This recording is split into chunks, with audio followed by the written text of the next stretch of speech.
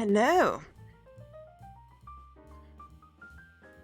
It is I, your resident storyteller. And we are back. It is Sunday. It's Sunday. It's done that thing again where it's Sunday and I don't know how it got to be Sunday already. But we've had fewer streams this week. Had a nice day yesterday, meeting friends. I am tired, but I did the sensible thing and didn't have a big meal at lunchtime.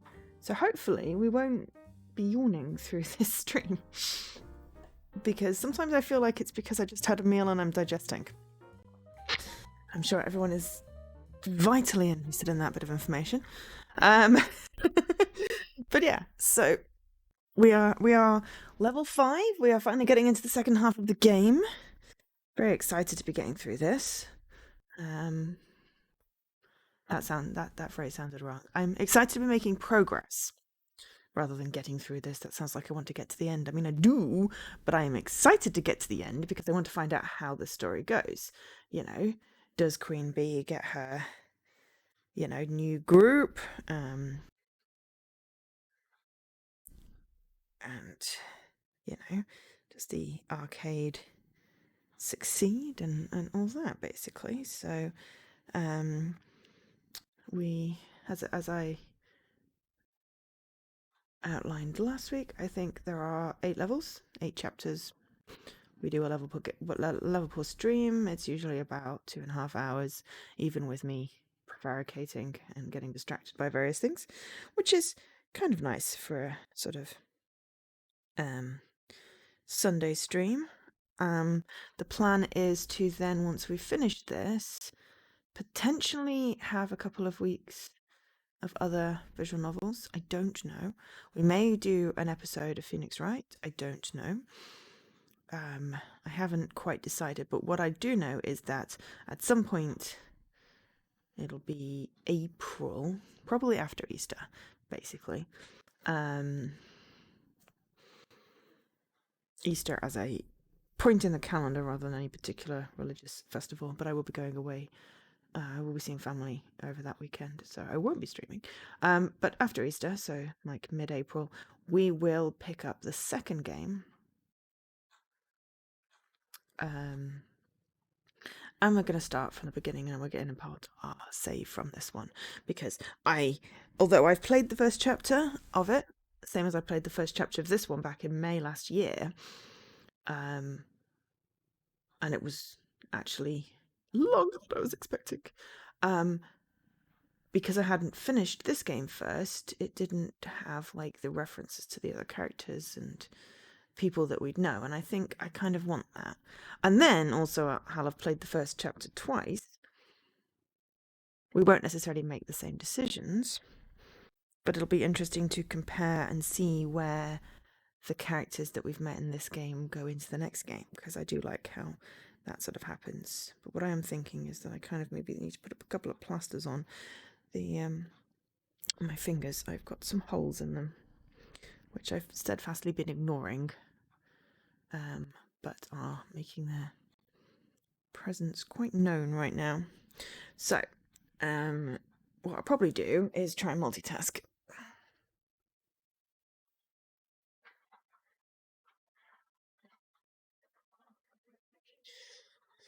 And see what we've got in the way of bandages in this room.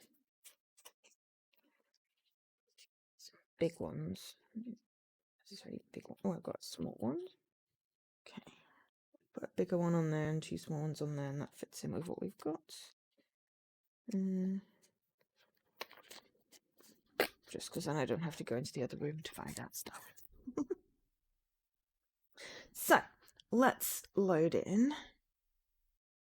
I also, in true Joe fashion, have not hydrated enough this weekend, so I have a bit of a headache. So it's going to be very chill story time today. But yeah, so it'll be another 4 weeks of this. Minus, I do plan to visit my grandpa and my weekend, so there would be no stream for that.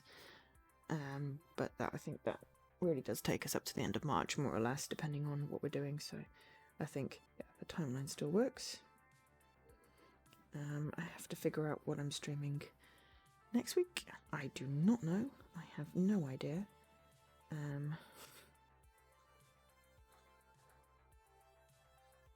I really don't. I'm trying to think.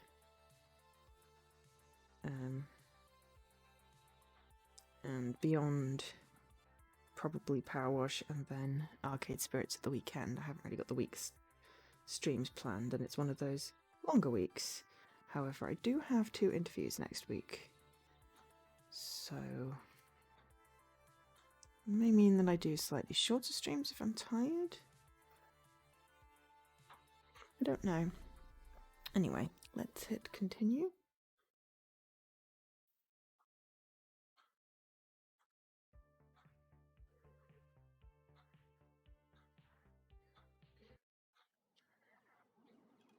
Have I moved over or my camera moved over?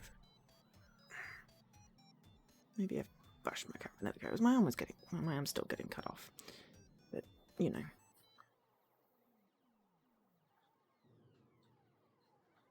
That sort of looks okay. Anyway, level 5, Under the Boardwalk. I don't think I've got any volume because I think I turned it down yesterday because the plinky plonky music on Monkey Island was hurting my head. Which I now realise is because I did not hydrate enough, and that's why I had a headache. I'm just feeling particularly low energy today. What one would call it No Bones Day. Rest in peace, Noodles. Though there is a new Noodles book coming out, which is quite cool. I'm tempted to pick those up for my nibblings. So yes, as always, the chapter starts with the familiar lines. It is the future year, 20XX. I'm going to pump a little bit more volume on for the background music, because I know this has some voiced bits. Hopefully that is a good balance. My loan has expired at the library. Yes, no, what you mean is I returned my book, and you're supposed to say thank you. Yes, I finished the library book. I like the fact that I can get library books on my phone, library ebooks on my phone, because it means that I can sort of try and, balance the horrendous amount of money that I do spend on books. Which is really silly, really, because, I like books, and I don't but I do buy a lot of them. So, it is the future year 20XX, and we're about to have some fun! Also, I'm not exactly in that glorious 20XX Neon Metropolis today. I am about 134.7 miles south of it. That feels like a long way, if you think. Okay, now that's only probably about a 3-hour, possibly 4-hour journey, depending on speed limits.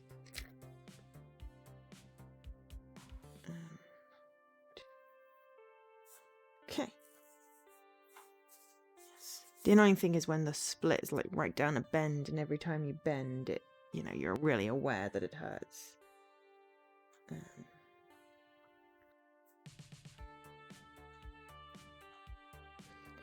Probably should put some moisturiser on tonight, so that might be a sensible idea. I don't know if the bot's picked up my stream. Oh, it did! It's picked up my stream today. Excellent news.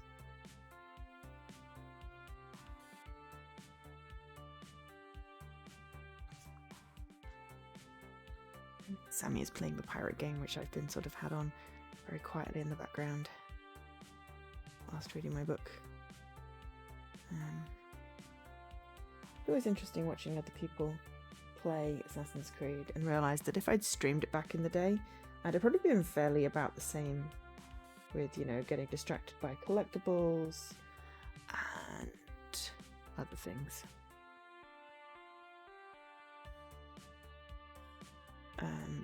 So yeah, but I think flatmate said something about a beach trip. I'm wondering if we just put one on there just for a sec. Excuse me.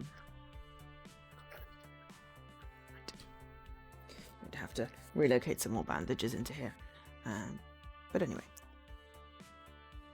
Yes, we are. We're going to the beach.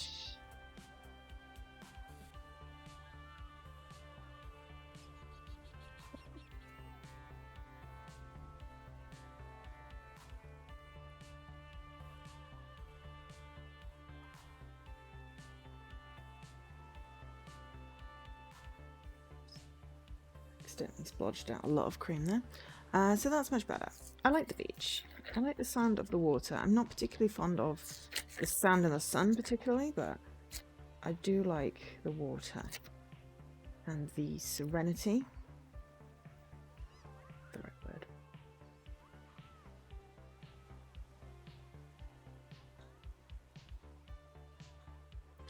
So, there we go. Just smell the sea salt, saltwater taffy, the baking hot sands. Just like I remember. You've never been to Flotsam Beach before, Juniper? Well, it's just like I remember you remembering it was then. Definitely. This is definitely one of my better ideas. Top 10, maybe even top 5 ideas. What a fantastic way to celebrate your success at the Funplex. As a reward for your hard work, we return to the beach where you first played Phrase Invaders, where your family spent their summer vacations. Oh, how sentimental. My heart, I can't. I feel the need to say something pithy and dismissive, but in the face of her unrelenting cheer, but to be honest, I'm definitely smiling.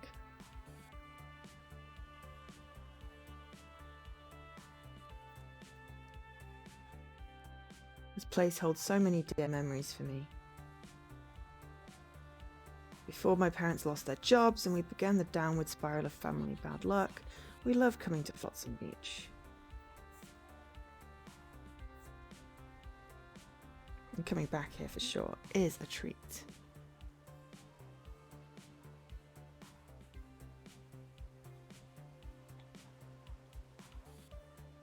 Learn to navigate controller and bandaging figures. Yes! This place is great. Sand and sea and that boardwalk. It kind of looks a little bit like Felixstowe. Or...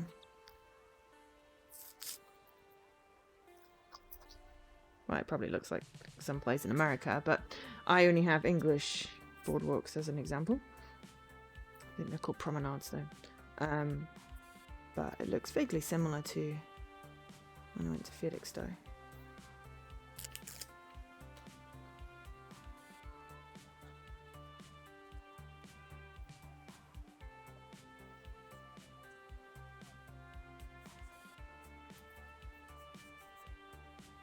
Right. All those little shops and the best fried food the East Coast can provide, and arcades aplenty, and seashells, and airbrush t-shirts, and plastic sunglasses, and... I want to see it all, I want to do it all. Definitely something I'm considering is moving to be near the sea. At some point in the future, which, you know, if I can get a nice job lined up now to continue saving for said future, you know, in 5 years' time it might be a reality. You know, we might be streaming 5-10 years' time, maybe, I don't know. You know, let's not put a too harsh a timeline on it.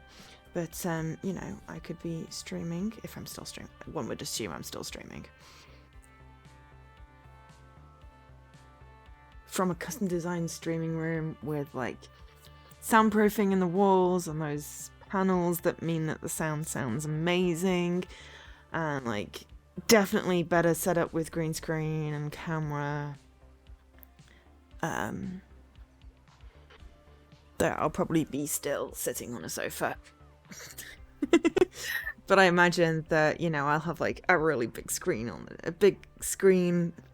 on the wall for like chat and the OBS, and then like the screen for the game. Maybe it'll all be wireless. I don't know. The future. Hey, I could be doing it with VR. You never know. You never know. But yeah, we have big plans. I'd like them to come to fruition. Not in any rush for it to do so.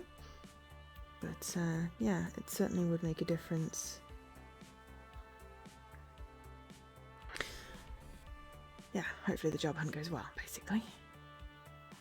Everyone cross their fingers for my interviews next week. That'd be great. I want to see it all. I want to do it all. I think you're more excited about this than I am, Juniper. You're excited too. Don't deny it, Ari. Later. Okay, I'm going to get changed into my swimsuit before the others get here. Be right back. The others, right. That was the second part of Juniper's plan, see? That this wasn't just a treat for me, but for everyone associated with the Funplex. We'd have to drive down here in groups and pay for our own hotel rooms to keep the costs down, but soon enough a Saturday outing for all staff and VIPs had become a reality. It was real sweet of her to include everyone on the trip, too. We worked hard to make Funplex Rising a success. I certainly couldn't have done it without help from my friends. Within the next hour there'd be 9 of us bouncing around in swimsuits, making sandcastles and buying cheap souvenirs, and playing seaside arcade games. So that 9. Okay, so if we include the 6 main characters that you can interact with there to get a thingamajig, of which currently Queen Bee is our top contender, with Naomi a close second. There's also 9 of us would include me and Juniper, and then probably Francine, who's the owner. And interestingly, though Juniper is an option to date, she doesn't appear on the friend rating thing. So I don't know in which scenario, you know, there we go. But we're also working really hard on our empathy and our straightforwardness. I can't remember what the little... I really should have looked at the... should have gone back to the first video. Someone remind me for next week to go back and figure out find out exactly what those are. I think it's something like human, and then balance, and then empathy, and then like rationality, and then basic. They keep on telling me I'm basic. I'm not basic, but I am trying to be not basic. Yeah, so we're in level 5. Iris is in the middle there.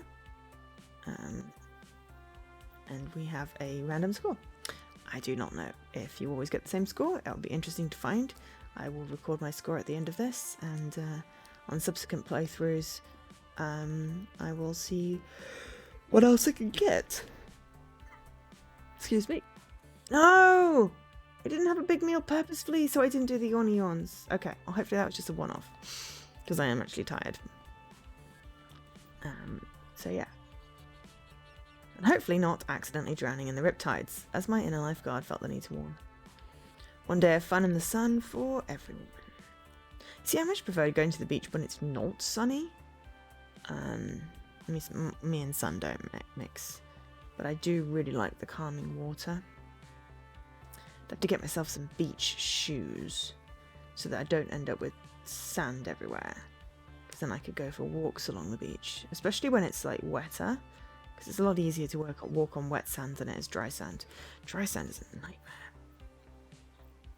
Well, actually, it's just really good workout for your calves, but it's, you know, you don't get anywhere fast. But hey, something to think about. Anyway, as for this evening, Beep, beep. Ari, I'd like to chat for you a moment about your relationships, if you don't mind. With a sigh, I pull out my phone, summoning my digital Jen.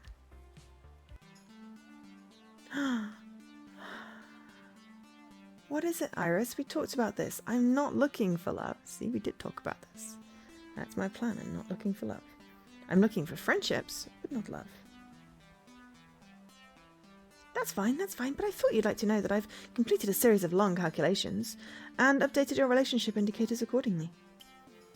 After all, you're establishing some really strong friendships, aren't you?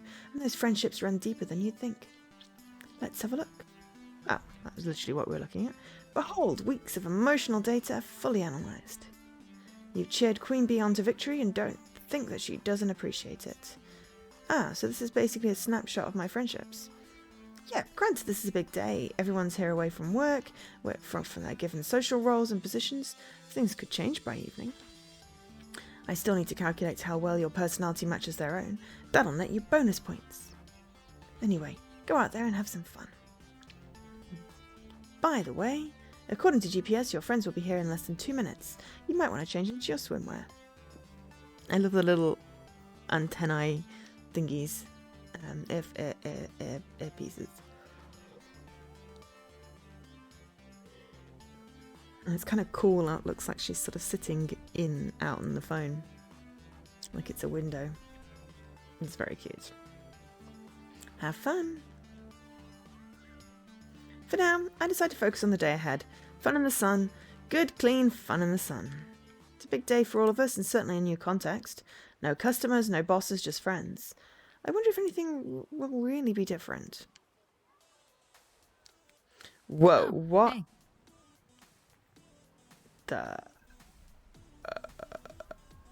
Sorry, my brain just short-circuited with the wondering... What the... Huh? Yeah, okay. Hi. Hello, Flotsam, your queen has arrived. Teo, what are you wearing or not wearing? Are you wearing anything under that name tag? Morning, Ari. Is this a private game of beach blanket bingo, or can we join? Hey you two, welcome to Flotsam Beach, and everyone's welcome to my nostalgic vacation spot. I love the fact that Queen Bee's bikini thing also has honeycombs on. She's so on brand.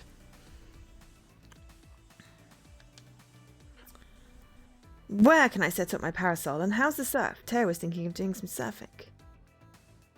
I rarely get a chance to surf these days. Looking forward to breaking out my old board and hitting the waves. I was going to play the Beach Boys all the way down here from the city to get in the mood, but Queen Bee vetoed it. If you want a free ride in my beloved Bee-mobile with your board strapped to my roof, you listen to my music, Mr. Dance Pants. Oh hey, there's the perfect spot. Let's set it there. Catch you later. I better go help her. See you there. Hey. Ooh. Hell. Ooh. Okay. Getting everyone's bits out there. Right. Here. Excellent. Ah, yes, Gavin. Wow. Yeah. You are hiding some very nice arms under those boring work shirts. I shouldn't stare. I am sorry. I can appreciate aesthetically. Yeah. Oh, hello. I accidentally just blipped through that. We're here! Ah, good. Queen Bee bought an umbrella. Yeah. I don't really tan so much as burn to a crisp. Honestly, I'm here mostly for the shopping and the arcades.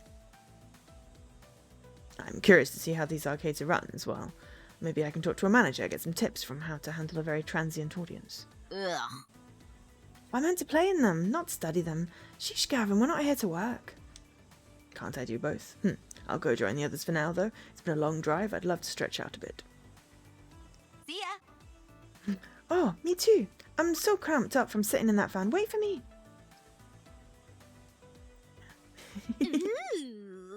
Oh, I like Ashley's outfit. It's very hair. It's a lot more comfortable than some of the other things that the people were wearing. Oh, right, the beach. I haven't been to a beach in ages, not since my sign spinning days promoting that funnel cake place. And I guess it was that one time we did a beach shoot. But that was like last summer, so yeah, ages ago. Feels good to be back in the sun. And we can't remember Percy's voice, and he hasn't had a voiced line yet, so... But he's English, potentially, so we could definitely do slightly Scottish and adapt if need be. Because we haven't really spent any time with him since a tiny bit in the first episode where I don't even know if he was voiced. I can't remember because it was just too long ago. And he didn't speak. We didn't have a chance to interact with him too much last episode because we were focusing on Queen Bee, which is fair enough. But yeah. Anyway, last beach I went to was back in England, considerably more cold and overcast than this, afraid. And before you ask, because Ashley already asked again and again on the drive down here, I'm not going to explode in direct sunlight. My condition is quite stable today. Sorry, Percy, but you are part of the crew, and that means we care about you. Promise, though, we won't treat you like you're made of glass. You're still good old Pers to us. Much obliged. Okay, I didn't catch that. Thanks, love. All the same, I think I'll grab a spot under that umbrella before the good shade is taken. As for me, last one in the water is a landlubber. I think I need to turn up my side because I did not catch that bit of voice. That should be enough that it doesn't get caught on the, we don't want it to start echoing. Mm-hmm.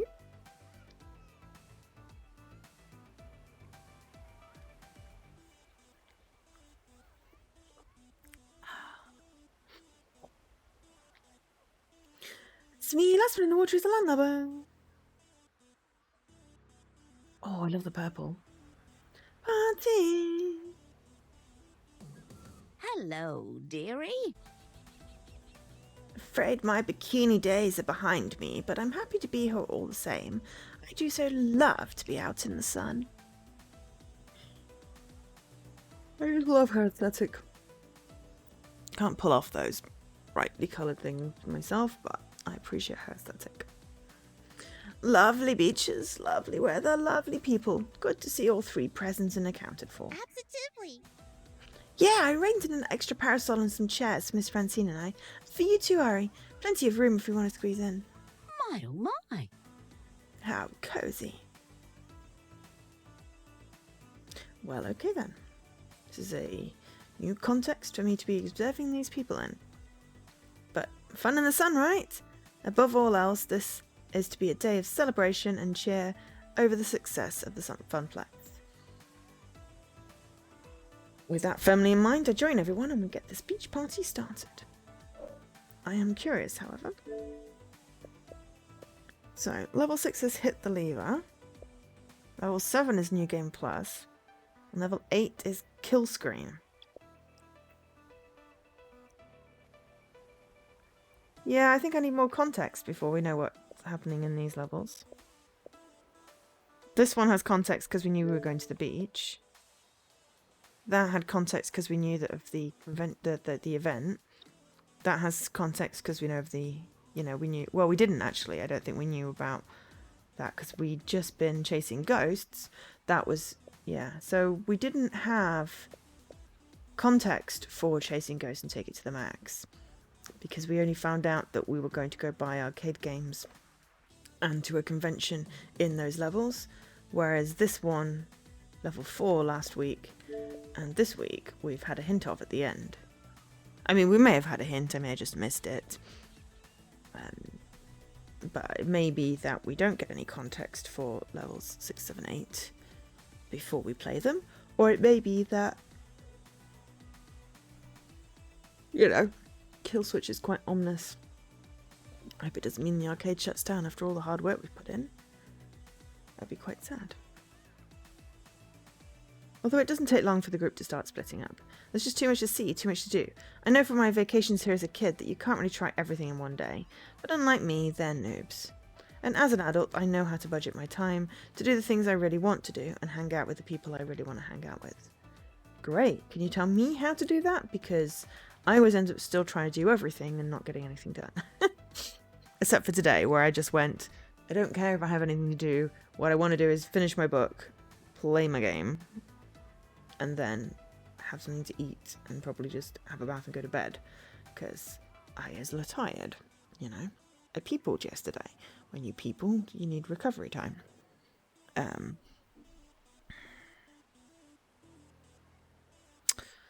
So yeah.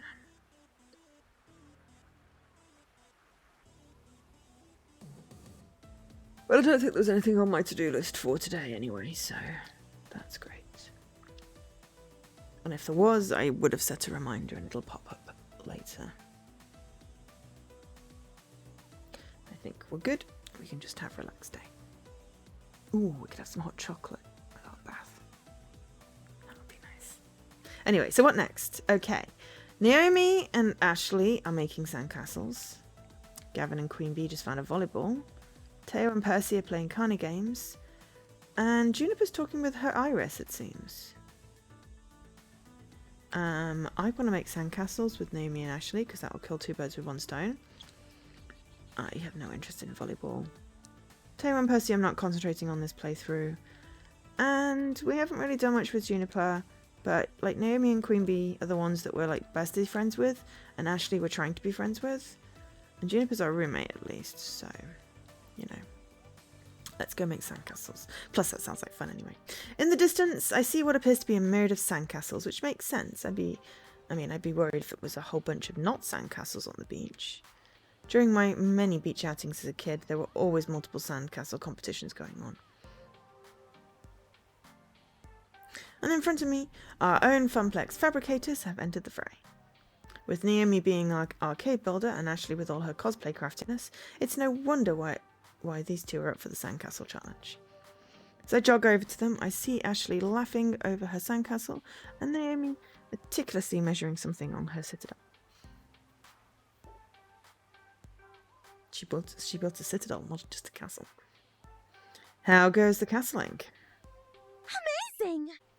Great! Do you see these amazing sandcastles? They're all so cute. Properly made sandcastles aren't cute, Ashley. Oh, well then what are they, Naomi? Assuming they're not made by kids for funsies, a proper sandcastle can be a structural masterpiece. Wonderful. Every grain of sand must be in its proper spot, or the whole thing comes crashing down. If a job's worth doing, it's worth doing right. Naomi says this without lifting her eyes away from her castle. She's so completely focused that I don't think she's blinking even. And what exactly are you doing, Naomi? Let me explain. I'm making sure that each Chimperisha is equidistant around the tower. Otherwise, it'll all be an asymmetrical mess. Makes sense. Take a moment to actually appreciate their castles. Naomi's is a structural masterpiece. Straight, perfect edges meet bold, flat walls, which produced an almost perfect medieval castle. She even added an ocean water moat, complete with a drawbridge. Ashley's is equally impressive too. It's a soft, fluffy fantasy castle. The foundation is made of sculptured sand clouds, like an elegant castle in the sky, complete with a spiral staircase encircling slightly slanted towers. So I take it you both entered the competition? Of course. You know, Ari. You should make one too, it's not too late. Yeah, I think there's still like half an hour of the competition, and since it's an amateur level, latecomers are allowed. But both of you have made some extraordinary castles. My architectural skills are somewhat lacking in the sandcastle area. Yes, mine are reduced to bucket, sand, squish, plop.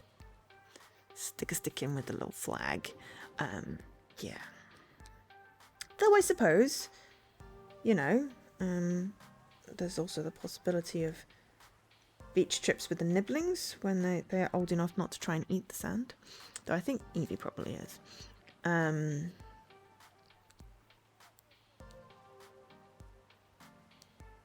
That could be quite interesting, building some sandcastles.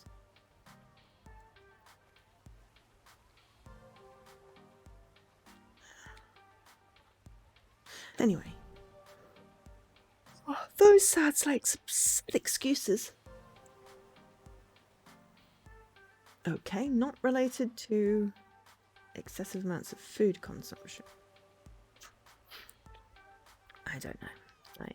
I blame Sundays for the yawning. Anyway, it's not the game. The game is awesome. I am just tired. They're perfectly good excuses. Actually. It's not like we're professional sandcastlers either, Ari. It's about winning. Naomi looks over at Ashley, who's giving her a smile, accompanied by a questioning look. Okay, it's a little bit like winning. It's a little bit about winning. I mean, I'm super try-harding this and trying to win with a perfectly constructed little castle. But for me, it's mostly about setting out a challenge for myself and completing it properly. There's nothing more satisfying than that. Sometimes it's just about having fun, and it doesn't matter if it looks shit as long as you had fun. Peace will be here helping you do it. Would you plan on helping me start a castle when you'll be completing your own? Sounds difficult. We're almost done with ours anyway. Yep. If we have 3 castles in the competition, then that's one more chance for us to bring home the gold. Yeah, It'll be fun. Come and join us. Yes! Join us, Ari. Join us. Okay, hand over that tiny plastic shovel. I'd rather just help both of you out. No thanks. Ari's good back here. Okay, well, those fit my key traits, so we're going to go with overconfidence. When I was younger, I remember watching sand sculptors carefully craft their castles. I would watch for hours just staring in awe. So hand over that tiny plastic shovel. I made my fair share of them too, trying to imitate the professionals, but they were never more than lumps of sand that vaguely indicated shapes. Not that competitive, but like Naomi said, it's just for fun, so why not? Ah, I'm going to need a bucket, a melon baller, and a funnel stat. Yes! That's the spirit, Ari. I just put the finishing touches on mine. Let me help you get the base started. Naomi, Ashley, and I dug our hands deep into the sand and started shoveling, pouring, and constructing. So what's you going to name your castle? You can't just make a sandcastle and not give it an epic name. Ashley has a solid point. To give it a name is to give it life. I have names for all my important tools back in the shop too. So beautiful. My soldering iron's named Malty, my multimeter is named Zappy, my rum burner is named Sir Romulus Romanov III.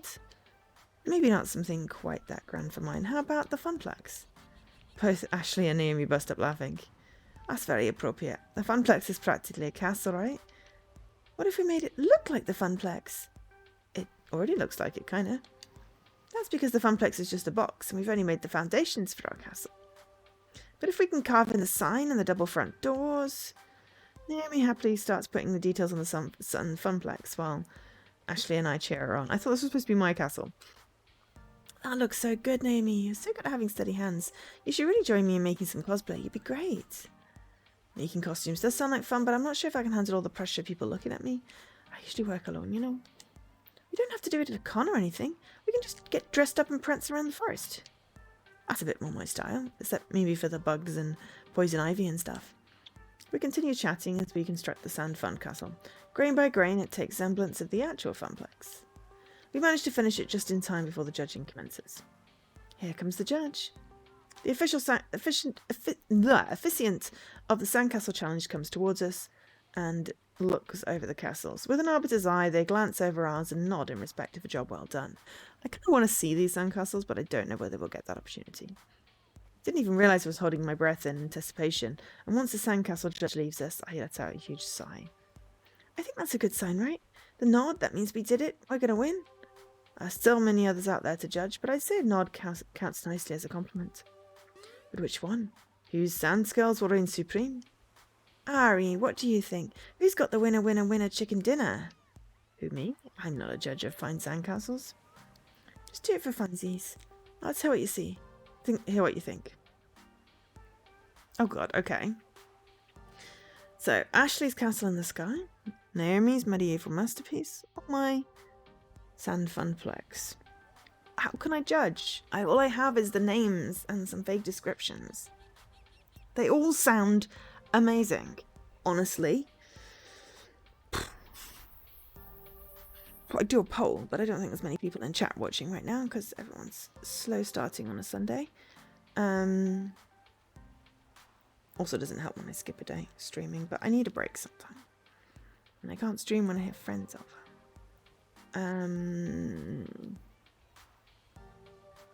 Well, I could, but that was a bit different kind of stream. Plus, I wasn't actually back in time for stream yesterday.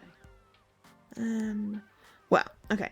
Ashley, we need to buck up her friendship on a little bit if we're going through for the full. We want all the girls to be our friends playthrough. Queen Bee's currently top. Naomi's got a decent amount. Don't think she'd be upset if we said that hers wasn't our favourite. But on the other hand, we all sort of built the sand funplex together. And I kind of like that. There we go. The three of us did such a good job with our sandy arcade, and I'm so proud of it. How could we not win with this? Right, that's the most accurate replication I've seen of the funplex. It's also the only replication of the funplex. I wonder how hard it would be to fix the tiny little sand cabinets in there. Not as difficult as running the tiny sand ticket counter. Jesus Christ, I want pictures! I'm glad the funplex is not actually made of sand. Imagine the constant sand in your pants. Oh, thank you.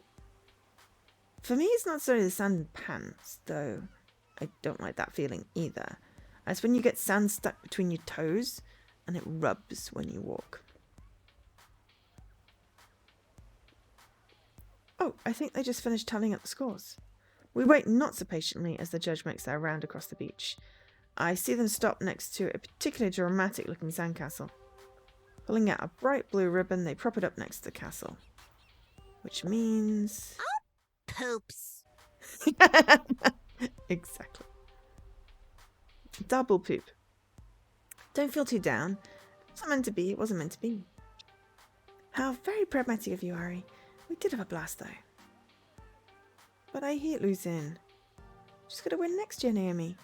Maybe, if the three of us join forces again, we can build the best sandcastle this beach has ever seen. We should spend some time practicing more, which means... more beach trips. I'd like that. I'm in. Great. Next year, Team Ashley is going to eradicate the competition. I think you mean Team Naomi.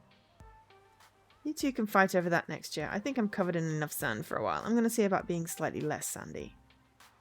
I hear ya, but Naomi and I aren't done here. We got one last thing we've got to do. Ah! Hang on. I'm going to check and see. Okay, so I don't think we got any friendship points for any of that, which is annoying. Maybe we would have if we'd chosen their specific sandcastles, but I kind of liked our teamwork. We are at least steadily making basic our third trait rather than our second. Anyway, I hear you, but Naomi and I aren't done here. We've got one last thing we've got to do. Oh, what's that? Destroy our creations?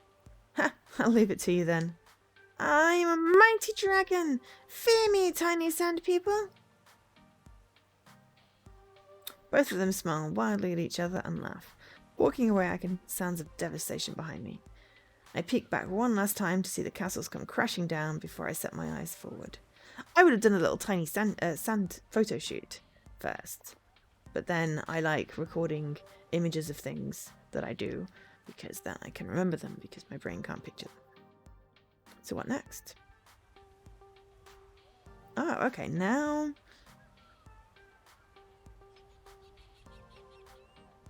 let's go Queen Bee then. Queen Bee and Gavin have taken up friendly little sports competition here in the sand. Beach volleyball has always been a favourite pastime of beachcombers. It's fun, competitive, and what's not to love about watching athletic people show off their, skills. Granted, when my family got together to play, we just ended up hitting the volleyball around and never really kept track of the points. It was always something I enjoyed, even if I wasn't very good at it. Maybe Gavin and Queen Bee will let me join in the fun. It's okay, I can watch. If I'm lucky, I'll even get to bump, set, and spike it. As I jog closer to them, Gavin is occupying the far half of the court. Closer to me is Queen Bee's side of the sand court. It's easy to see that both of them have expressions of sheer determination on their faces. Gavin is cool, calm, and collected, while Queen Bee is grinning ear to ear. Both are reveling in the contest. Each is in it to win it. It'll take some sort of catastrophic event for one of them to back down, like a tsunami. Or me trying to play volleyball. And even then, I bet they'd be bopping the volleyball back and forth while fighting against the wave. But this is a momentous 1v1 between two of my most competitive friends. It's unnecessary to explain Queen Bee's cutthroat nature, but Gavin, his ambition is just as fierce, even if it's less vocal. He'd do everything for the Funplex to succeed, and he's taken that same attitude to beach sports. Are you sure you're ready for the next serve? Yeah. You better believe it, pretty boy. I'm ready to spike this ball so hard it'll cause a quake beneath your feet. Excellent. If it's anything like your last attempt to score, I'll win this match in record time. That's quite enough talking. Shut up. Shut it and serve it. Hi, Queen. Eat this. Or guess not. Maybe I'll just try Gavin. Hi, not today, Queen Bee. I'm not sure I'm going to get a world in until this whole ordeal is over. Their concentration is intense, game faces are on, and they see nothing else but the competition before them. Might as well take this time to watch them play. Hopefully they'll notice me. Gavin gracefully executes an underhand serve with the volleyball and it glides over the net, mere millimetres above it. In all fairness, it was a perfect serve, but Queen Bee returns with a dig up high. With enough time, she easily squares up her pose and spikes it down towards Gavin's side of the court. Gavin doesn't have enough time to respond and it falls hard into the sand. Queen Bee claps and stomps her foot into the ground in unison. Victory! Technically, that's not an ace. An ace would be a point scored after a flawless serve. Queen Bee laughs and sticks out her tongue. Technically, it's putting me in the lead. Went on like this for quite some time, both of them volleying balls and serving quips. Meanwhile, I stood by and could do nothing but look on longing. I just wanted to play. Not that I'm complaining much. Both Queen Bee and Gavin are the most athletic of the crew, save for Teo. Even though I've been standing here for well over 10 minutes, neither one has acknowledged my presence. Can we just move on and talk to someone else then? This is until Gavin hits the ball straight in my direction, soars all the way to the back corner of the court and lands right at my feet. Queen Bee turns around to see where the ball fell. Hey, Ari, that was out, right? Oh, now I get acknowledged. I think not. That was clearly on the line, Queen Bee. The point is mine. No, it wasn't. It was completely out of bounds. You might want to get that prescription on those glasses checked out if you can't even see that. Fell right next to Ari, who will undoubtedly confirm this fact. You clearly had the best vantage on it. Tell us what you saw. Sure. I'm calling it now. This is for the win. If the ball is in, Gavin gets bragging rights for the rest of the day. But if it's out, then I win. So all I have to do is make the call. Uh-huh. Yes. Queen Bee wins, obviously. The line itself is a thin rope cord held down by a simple tent peg, so I can see where it'd be hard to tell if the ball fell around it. But I can say for sure I saw it fall outside the line. It was completely out of bounds. Sorry, Gavin. Point. Yeah, now Queen Bee is like... Oh. Queen Bee, Queen Bee, Queen Bee. Point. Set. Match. Oh, GG! GG! Queen Bee takes a very long moment to gloat. Granted, that's more of a tennis term, but I think Gavin gets the gist. I thought for sure I was going to beat you, Queen Bee, but I miscalculated. You bested me fair and square. Should we take a quick break? We each nod our heads in agreement as I quickly grab a couple of water bottles lying on the sidelines and toss them to them. They gladly chug down the water and smile wildly. Thank you for the water, Ari. Yeah, I worked up quite a sweat playing. This hit the spot. Still, I really wanted to play some beach volleyball. Guess it's not going to happen now. Both of them look quite content to relax and chat in the sun for now. As if reading my mind, Queen Bee leans down and picks up the ball and throws it directly at me. Think fast, Ari. Bump it, set it, spike it. Spike it. Queen Bee threw it hard enough that I can totally pull off a badass spike. I take a quick step forward before launching myself into the air. My palm connects with the ball and it darts back at Queen Bee. She simply bumps the ball over to Gavin, forming a triangle. We continue hitting the ball back and forth. This is exactly how my family would play. We'd all stand around and hit the ball to each other, trying to keep it from touching the ground at all costs. Gavin, Queen Bee and I get really into it too, and several times one of us ends up diving to get the ball and gets a face full of sand. Ha! I like this sand scrap look you've got going on, pretty boy. I can see you on the summer cover of Monsieur. If you're not careful, I'll carry you to the ocean and throw you in, then you'll be sporting that drowned rat look. Laughing aside, Gavin and Queen Bee while playing beach volleyball. It makes me feel so grateful. And laughing alongside Gavin and Queen Bee while playing beach volleyball. It makes me feel so grateful for these friends. It was worth having to stand around for a while. What a perfect morning on the beach. We play a few more rounds of the sand as lava before we let the ball crash into the beach one last time. Very nice return, Ari. You should join us for the next match. I would if I didn't have other stuff I wanted to do. There's too much to do here and I've got to plan accordingly. I hear that. Looking forward to a stroll along the boardwalk myself. It's a good idea to take as much as you can. I think I'll call it quits too. Slow your roll, pretty boy. You can't leave quite yet. Ah, right. We do have a score to settle. Let's finish this. I leave the gladiators to their final battle as I walk back along the beach, awaiting my next adventure. So what next? I feel like I should talk to my flatmate, considering she did organise this, even though I kind of do want to check in with Teo and Percy because we don't really spend a lot of time with them. But if we're going for girls, girls, girls, then Juniper. And haha, look! My red star is same level as my basic now. We're diversifying our personality. I'm obsessed with these stupid little bars, but they're great. Juniper stretched out on a beach chair, catching some sun while catching up on her social media feed. Iris, how many Pengy mentions are there in my timeline today? You currently have 23 mentions of Pengy in your social media timeline. That's up from yesterday, Iris. Have there been any new Pengy vids lately? I'm sorry, I don't understand. Have there been any new Pengy vids lately? Would you like me to search the web for have there been any new Pengy vids lately? Oh, never mind. Juniper puts the phone away with a sigh. Hey, Harry, enjoying your nostalgic beach trip so far? Yeah, it feels great to be back. I've got a lot of fond memories of Flotsam Beach.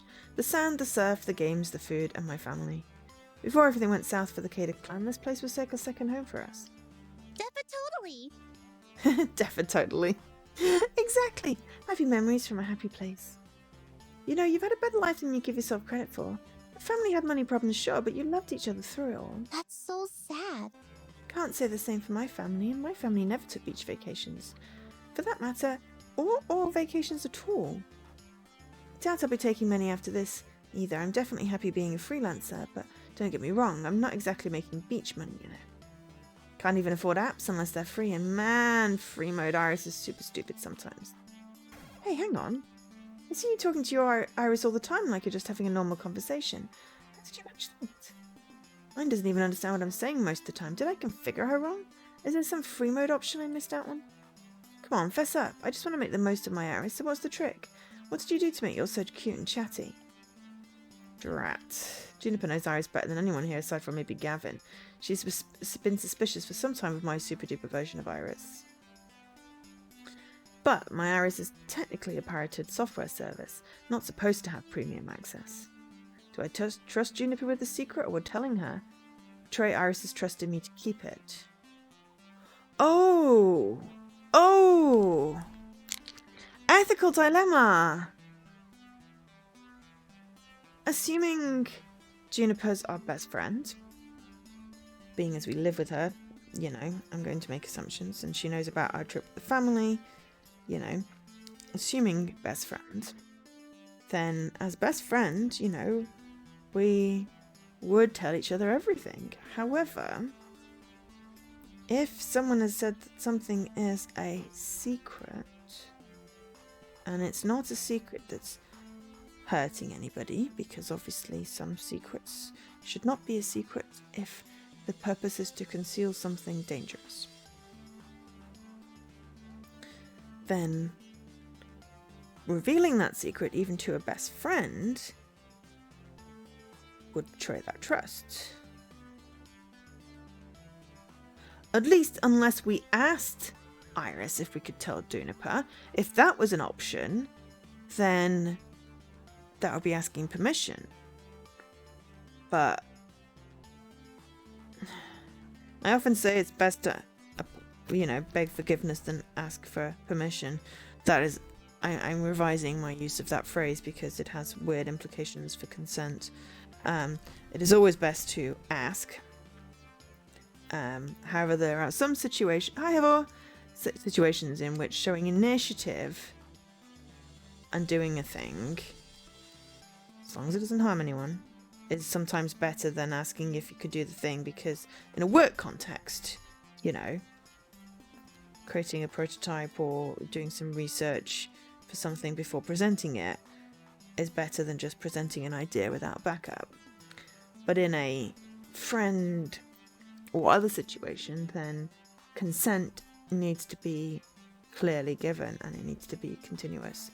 So, sorry Juniper, but I am going to distract you because although Iris is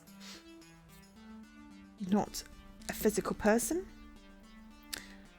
I believe she's just more than an app and is more like an artificial intelligence, which is kind of like, you know, an intelligent, I mean, that's an intelligent being, if not a physical person yet, I'm sure, you know, given time.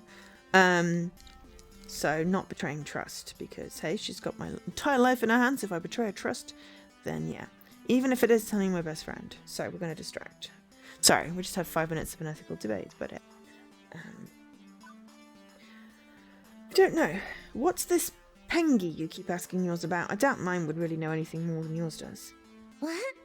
What's Pengy? Good, that got her off track, although now she's looking at me like some know-nothing doofus. Really the most popular pop art icon in the world, though. Not to mention one of the most fiercely protected, yet widespread trademarks in existence. Leaky! Thank you for the resub, sweetie. 32 months, blimey.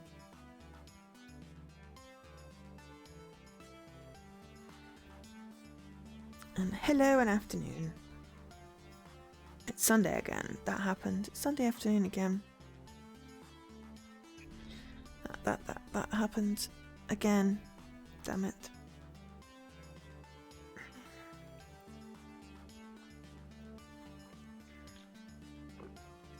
My tongue still hurts from where I burnt it on hot chocolate yesterday.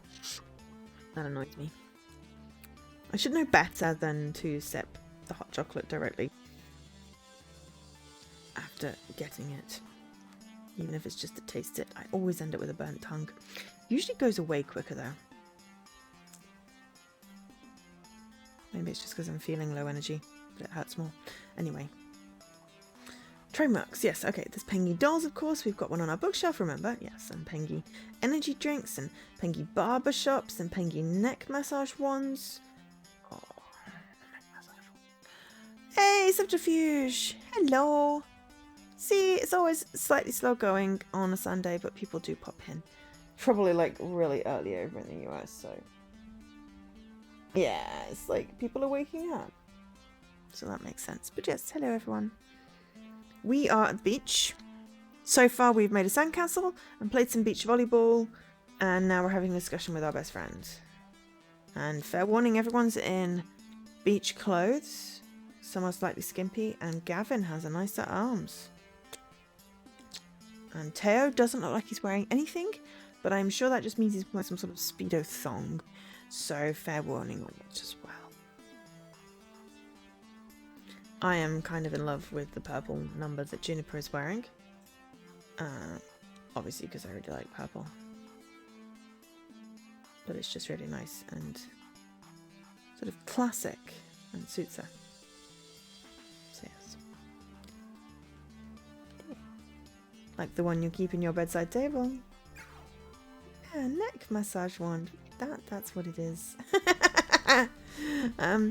Anyway, don't you have Pengy Pinball at the Funplex? How do you not know who Pengy is?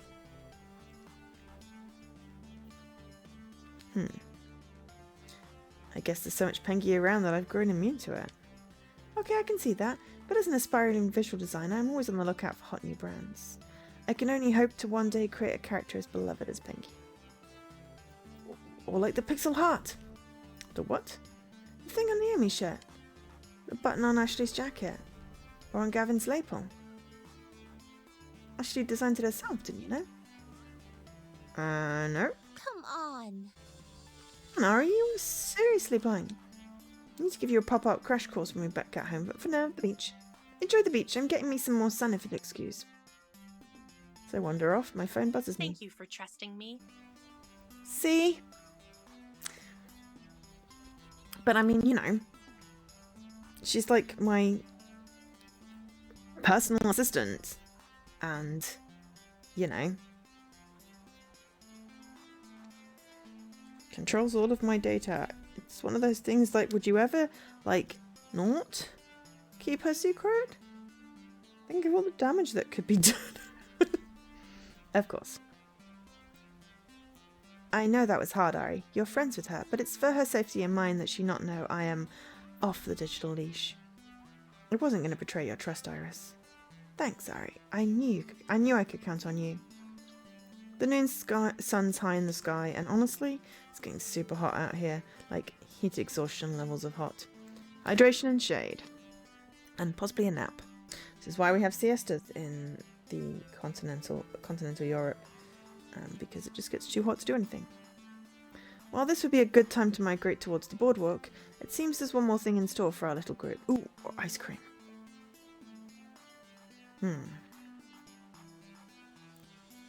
Alas, the Queen of the Beach is exhausted from being too awesome for words, and is seriously considering hanging up this bikini for a bit. I don't think this is a nude beach. Oh. If only. But seriously, I'd love to go hit the boardwalk for a bit, but Naomi's got some sort of surprise lined up for us over yonder. Really? Okay, be there in a minute. I wonder what this is all about.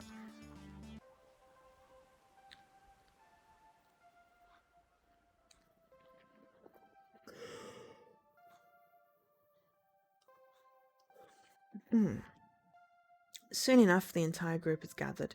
The number of shade-throwing parasols has multiplied to 4, too. Plenty of cool respite for everybody. Also new, a large cloth-wrapped bundle in the centre of the group. Gather round, gather round. It's lunchtime. Judging from the rumbling in my stomach, it's right on time. Did she make us all bento boxes? She is seriously awesome. Bundle is unwrapped, revealing a series of simple wooden lunchboxes in traditional Japanese style. Each one's been painted a different colour. Oh, Naomi, you're so amazing.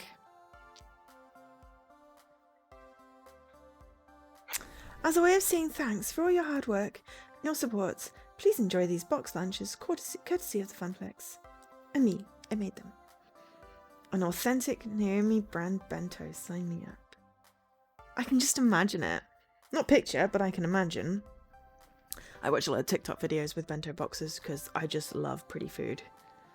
Not necessarily want to eat them, but I would look at them all day. That is just totally Naomi.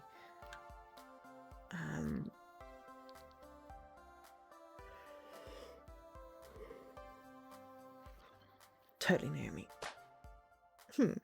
I reach for a box and she smacks my hand away lightly.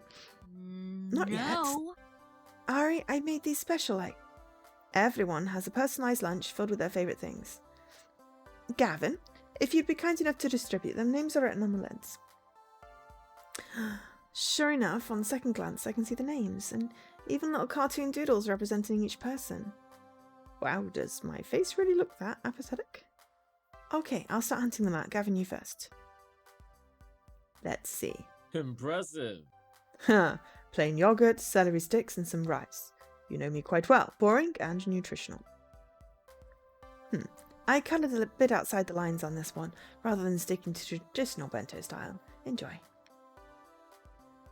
Oh my gosh! Sushi with some tempura vegetables. Side of miso soup. Don't like miso soup. I've tried it. I've had some, and it just didn't sit well with me. But it may be that I would try it again. It was just a bit...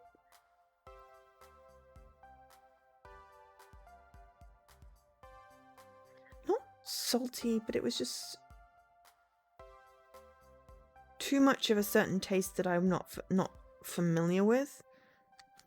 And I'm not a sensory-seeking eater. I am very much I prefer familiar stuff. My friend Daisy makes me... all kinds of amazing things to help me try and expand my culinary something or other, and hence why the miso soup was something I tried. But I did like the rice bowl with the I think it was pickled radishes and like carrots and crispy chicken, and it was just that part was nice. I just the miso soup was just one step too far, and it was just too unfamiliar. But yeah,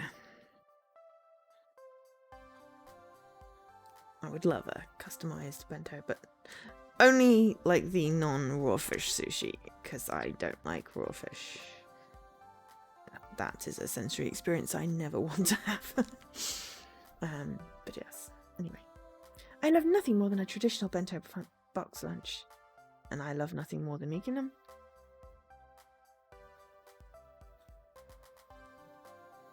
You have to get coffee. Coffee is important. Hydration is important. Everyone remember to hydrate. I have lemon green tea today. It's going for refreshing.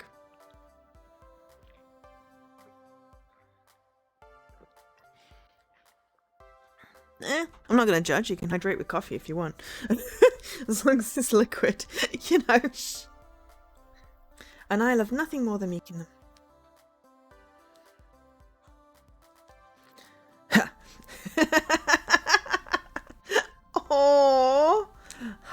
Fish and chips, of course, with a little Union Jack on a toothpick. And you made a moopy maze out of the chips too. It's not too stereotypical, is it? Quite good. Quite good. I haven't found a proper shops stateside, so I'll take it. A nice little taste of home. I think he's got more of a traditional posh fantastic. English. Ha! Oh, yes. Big juicy cheeseburger and french fries. My mouth is watering just looking at it. Yum. It's got lots of pink in it, just how you like it. So pink, I can hear it moo.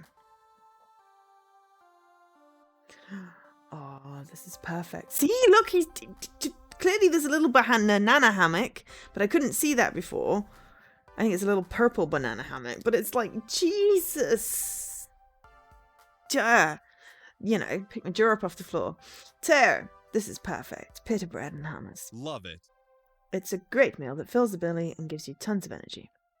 And we have to keep your tank full. A tired Teo is not a true Teo. How marvelous. Oh my, this is lovely. Little fish sandwiches and some tea and even a cupcake. Thank you, Naomi dear. It's very thoughtful. How much work did you put into these individual little meals? Bloody hell. She is just, yeah. Naomi is just the best. Oh, thanks, Miss Francine. I got a peanut butter and jelly sandwich. Nice. I bet you consulted with Ari on this one. I love these, always have and always will. Actually, I just checked your Instagram. I did an analysis on your most commonly blogged food and can't talk, busy eating. And that leaves the one that brought us all together, Ari. For you, I made pizza bagels. Kidding. It's actually similar to the bento I gave you the other day you started at the Funplex. A little reminder of how this started. Oh well, thank you. Speech. What? Yeah. You can make a speech before we all dig in. I mean, you're the reason we're here. I am? Yeah, you are. I mean, we were all doing great before you showed up, don't get me wrong, but you know... You worked way harder than any of us to make the Funplex the success it is today. Aww, thanks. I was content to keep it afloat. I didn't think we'd ever manage more than that, but you refused to be content. We wouldn't be here at the beach if not for the success you led us to, Ari, so yes, I think a speech would be appropriate. Aww. Thanks, team. Fuck yeah. Funplex Rising rocked. It really opened up some doors for me. I'd still be wearing that damn black L7 jacket if not for you. The atmosphere is so much livelier thanks to your efforts. Win or lose, I'm enjoying my time with Moopy thanks to having so many great people around me. I see Leek is 32 months and I raise you. Wait, fudge. Hey, Scruffle. I hope you are feeling a wee bit better today. But yes, hi. Ooh, yes, that's just reminded me. I need to update my thingy-majiggy.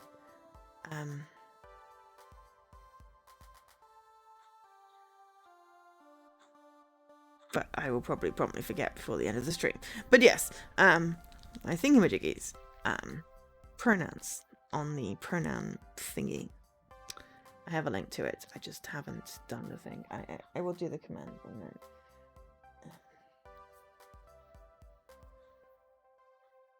I mean, marbles are sort of smaller than golf balls, so I feel like that's an improvement. There we go.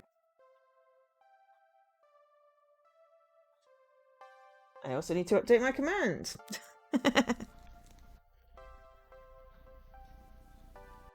Anyway, besides the point, right. We will carry on and then we will sort that out later. But yes, definitely not good having a marble in your throat, but also better than a golf ball.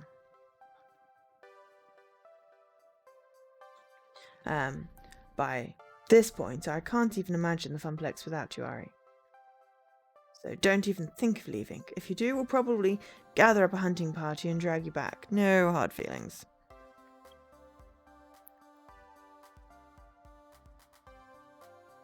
And speaking as the one Ari comes home to every night, I gotta say they're doing dandy compared to before. So 3 cheers for the Funplex. 3 cheers indeed. Go ahead, Ari. You've earned the right for a speech. I'm just the silly old lady who started it. You made this happen.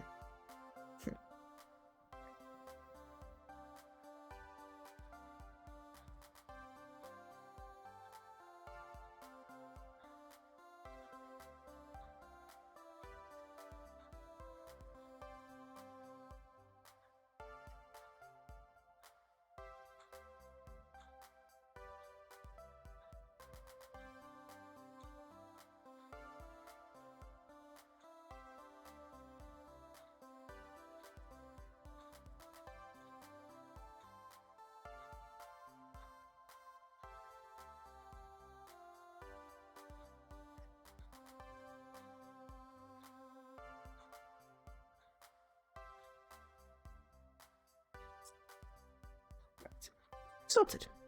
Yes, we gotta make a speech now. Wow. Seriously, wow. Well, I've made big speeches before, like the one at Funplex Rising, even if this feels bigger. Way bigger. Okay, here goes. I can't be a milquetoast for this toast. It's big feelings or nothing. Oh, okay.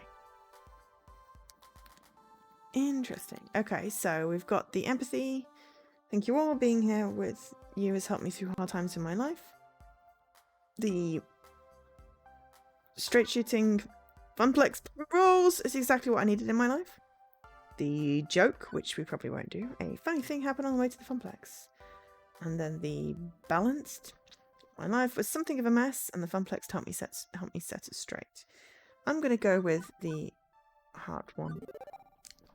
Because that is our primary emotion. Thank you.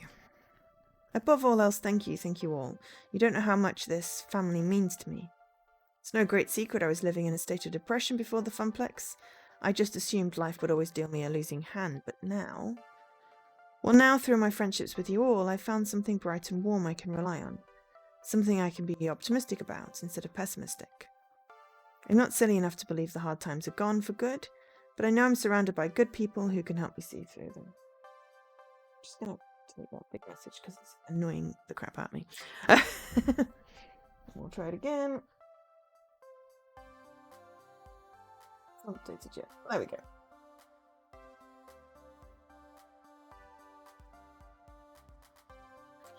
Right, anyway, hopefully everyone is doing okay-ish. Or at least having an okay Sunday. Relaxing Sunday. Enjoying the beach.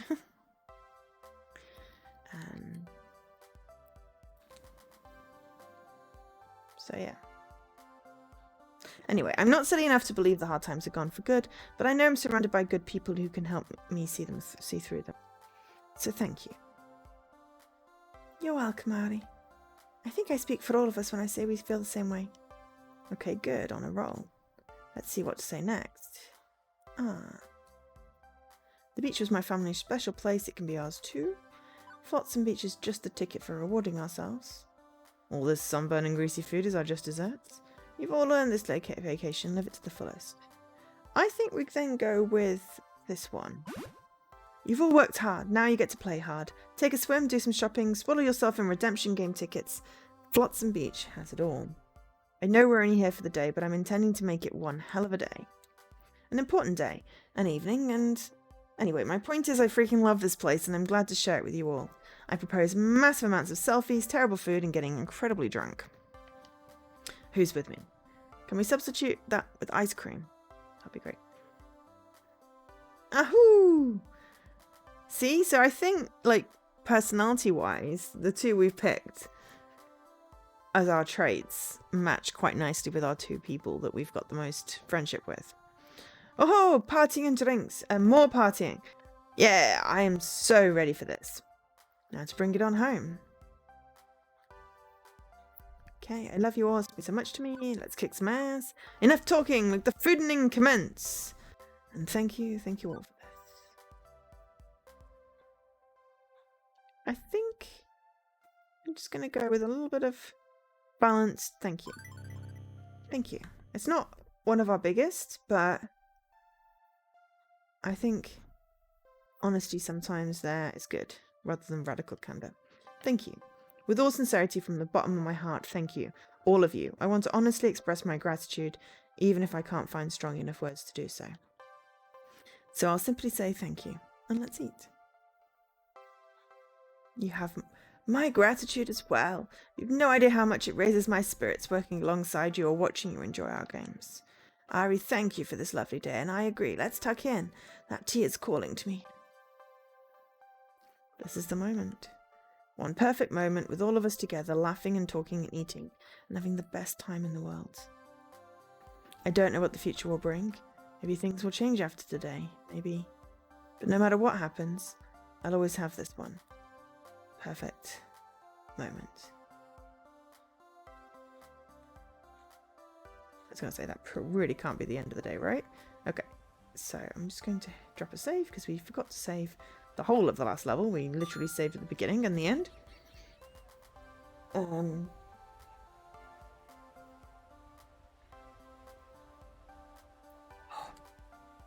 Actually, this might be a good idea to have a quick pause because I need to stretch. And I feel like we've hit halfway in the day. So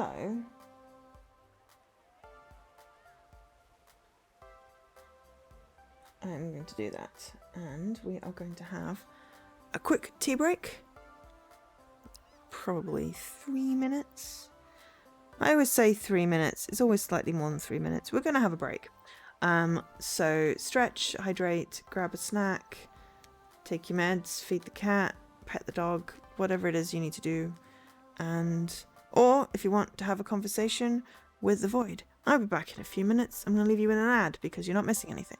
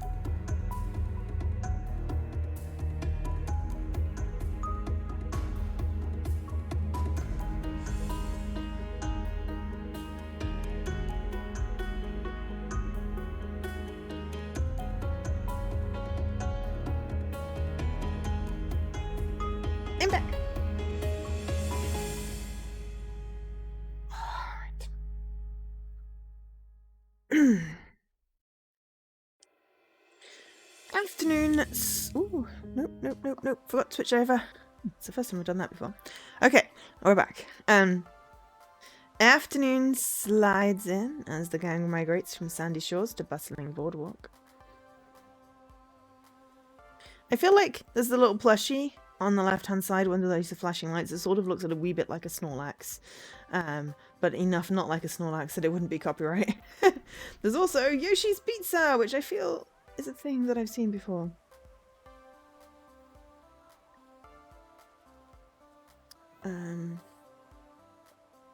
Possibly it's a brand that's been used on this in this series before. I think that's where but yes. Once you've had your fill of seaweed in your trousers, ew, it's time to take a walk down the boardwalk and indulge in any number of side activities.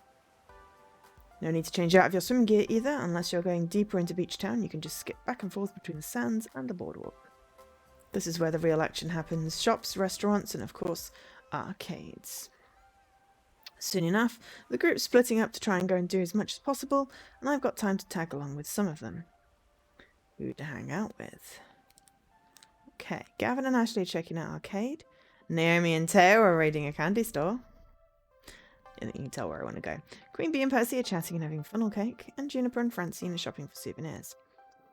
Right, so they split up all of the women this time. I'm going to go with Candy first. Out of the corner of my eye, I see Teo and Naomi sneak into one of the shops on the boardwalk called the Sandy Bar, with little iconic saltwater taffy icons on each side. Ah, saltwater taffy. I'm going to go with, personally, ew. Staple of coastal life and commerce. On any given boardwalk, you're within spitty distance of at least 3 candy shops loaded with tasty treats. I prefer rock candy, not rock as in literal rocks. And when I went to Felixstowe, I did purchase some rock as is traditional, and it was good. More importantly, why are those two acting so childish about the whole thing? It's like 2 kids in a candy store. I think, did I miss any string?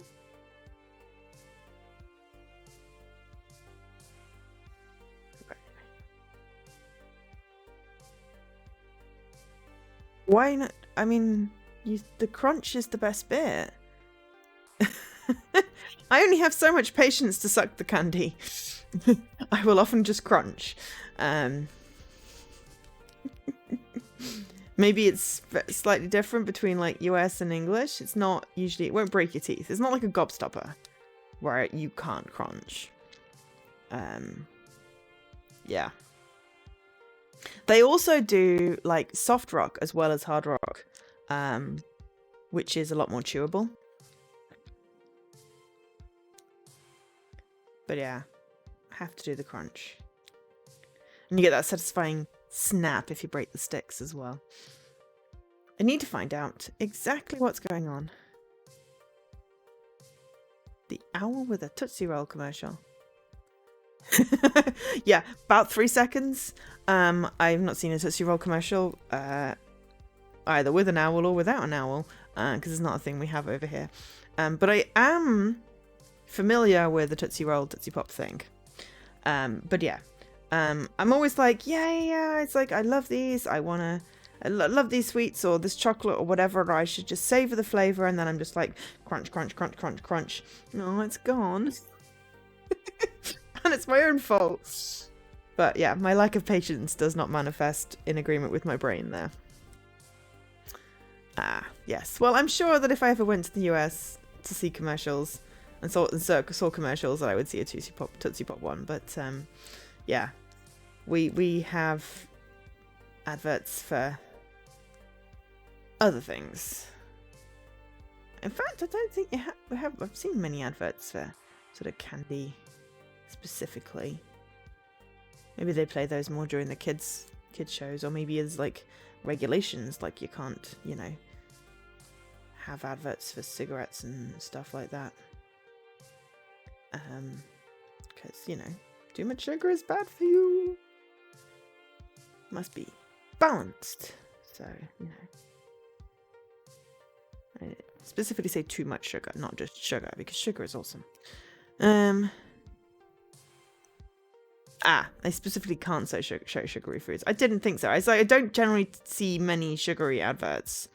Occasionally, like chocolate bar ones, like, you know, the one where the one where it's like, oh, you're cranky when you're not, when you're hungry, and then they give you a chocolate bar. But I can't remember what that is. So that's cinema. Sadly, there is no such thing as a genuine Cadbury's cream egg anymore. They changed the recipe, they made them smaller when they got taken over, and you can't get the genuine article anymore. I mean, it's still technically a Cadbury's cream egg, but it's not the same as it used to be. Yeah. At least it is not made with Hershey's chocolate, because... ugh. No offense if you like Hershey's chocolate, but to me it tastes like cardboard. And I should know, I have eaten cardboard. But yeah, no, they changed the... There was like a whole period where I was like, I just love these, and then they got bought by Hershey's, and then yeah, the recipes changed, and like the chocolate, even the chocolate recipe changed, but especially the center changed, and they're just not the same. And then they're smaller than they used to be. And I used to love Cadbury's cream eggs, and I got really sad. They're okay. They're not technically genuine Cadbury's cream eggs. I mean, sorry to burst your bubble.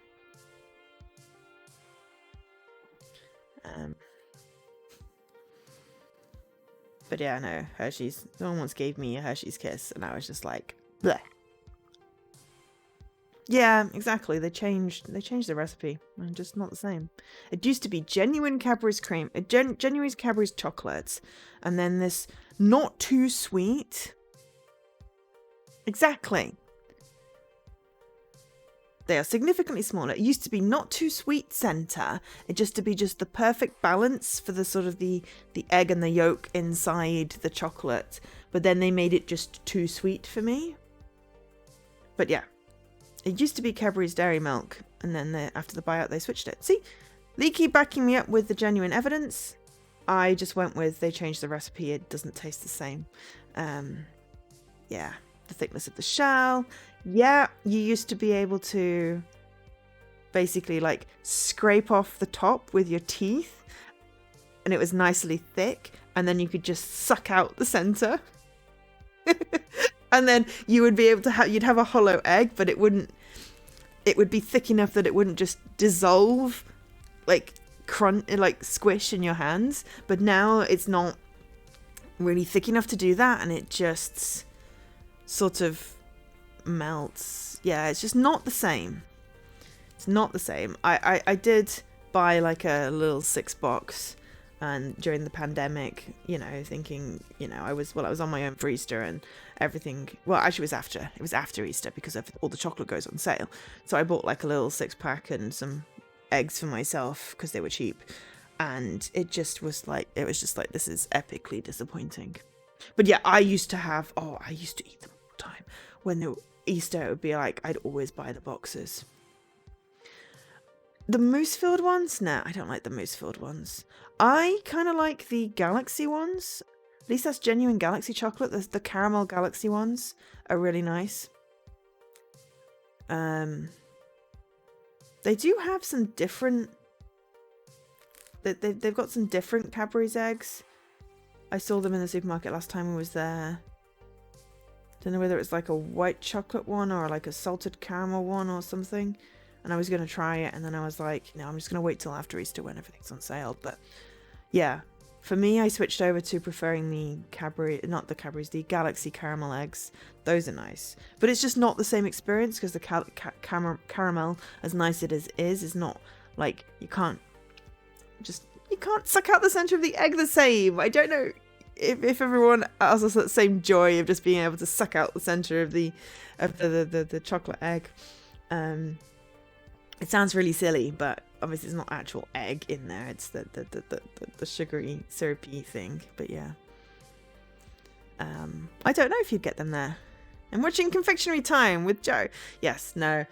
Don't get me started on sweets. But the game got me started on sweets. I also need to know what a gummy shark is, and I kind of want one. But yeah, I don't... Terry's Chocolate Orange, I'm fairly certain, originated in England. We do. Again, they changed the recipe. Very slightly. And then I think they changed it back. Chocolate Orange is my favourite. Yeah. I always get a Chocolate Orange for Christmas. But yeah, they did change the recipe, but I think they've changed it back. They changed the ratio of the orange oil. And it just didn't taste right for ages. You make it... Yes! Oh, God, yes! Scruff does make a superior chocolate orange, despite them accidentally melting in the really, really hot sun. He makes it from scratch. And, they make it from scratch, and it is just... Mwah! Mwah! It really is. Yeah. Yeah, they do. They do. They really do. And I have tried them. And yeah, it was lovely. But yes, it was a very hot day when I got gifted the chocolate orange, and it went slightly melty. Didn't have quite that satisfying, the split. Oh, I know, but I have the pronoun extension up, and I want to respect.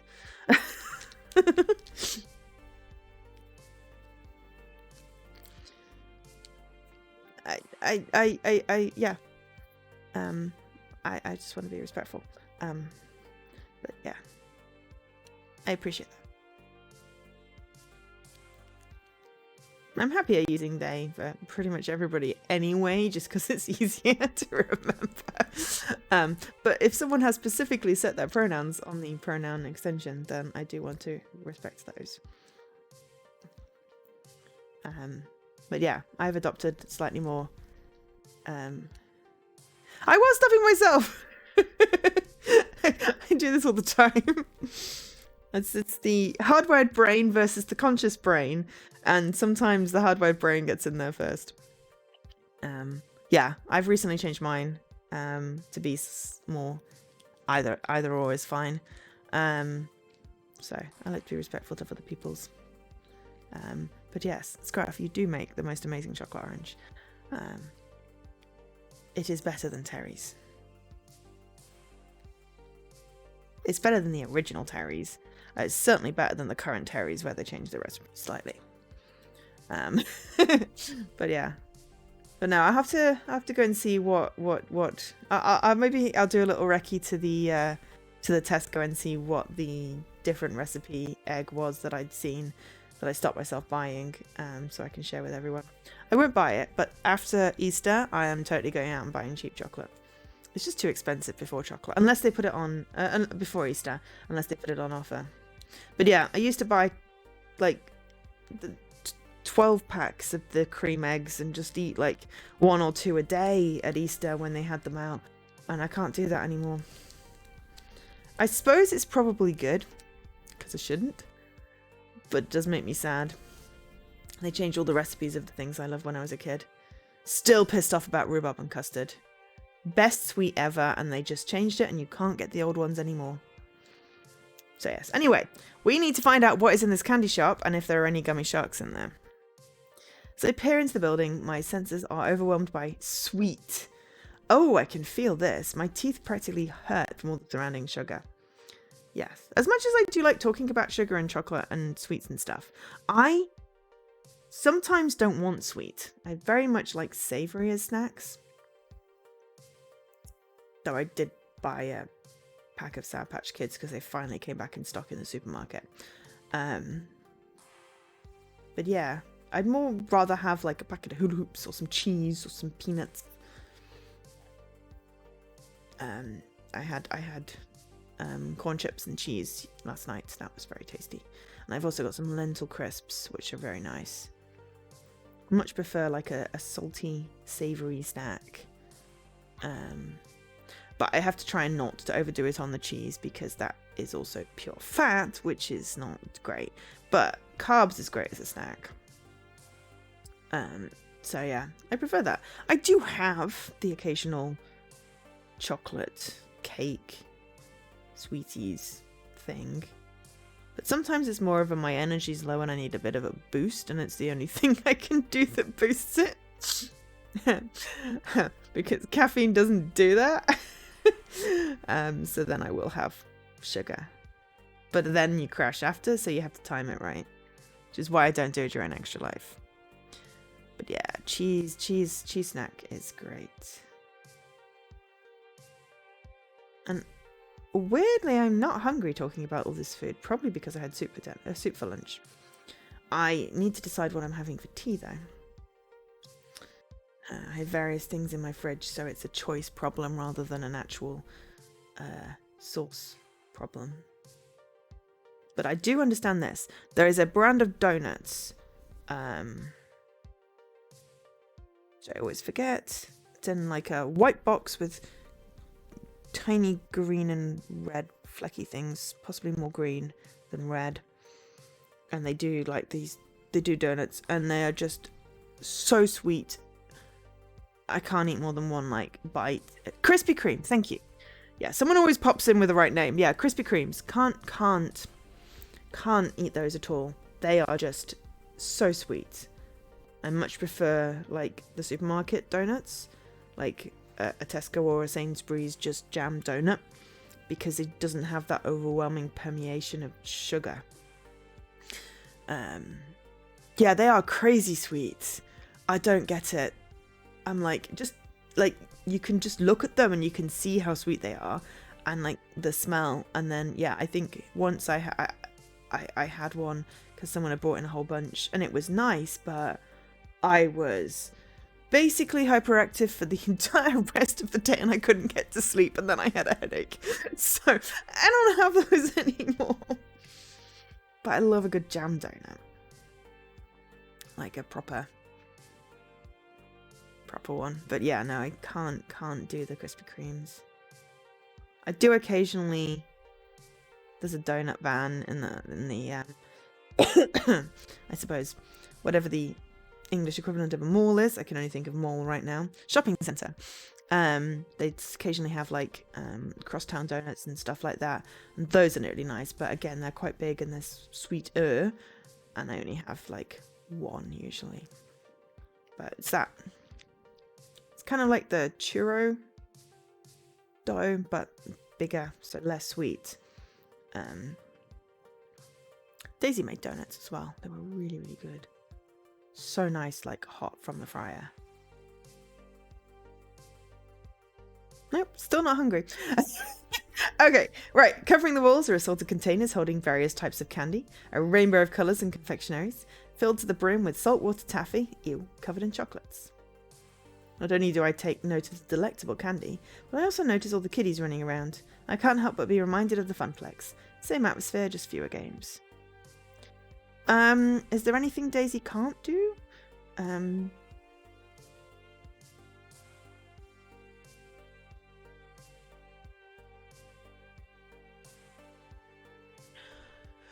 Can't think of anything. She's multi-talented. I'm sure there's got to be something.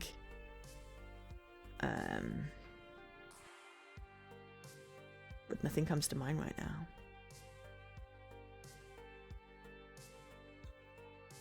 I mean, I don't necessarily think she can write with her left hand because she's right-handed, but then she also could be ambidextrous and completely surprise me with that one.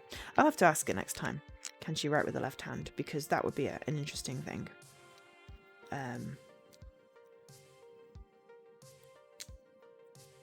I mean, there is one thing she can't do, and that is see without her glasses on. But that's not something she has control over, and neither can I. So, you know.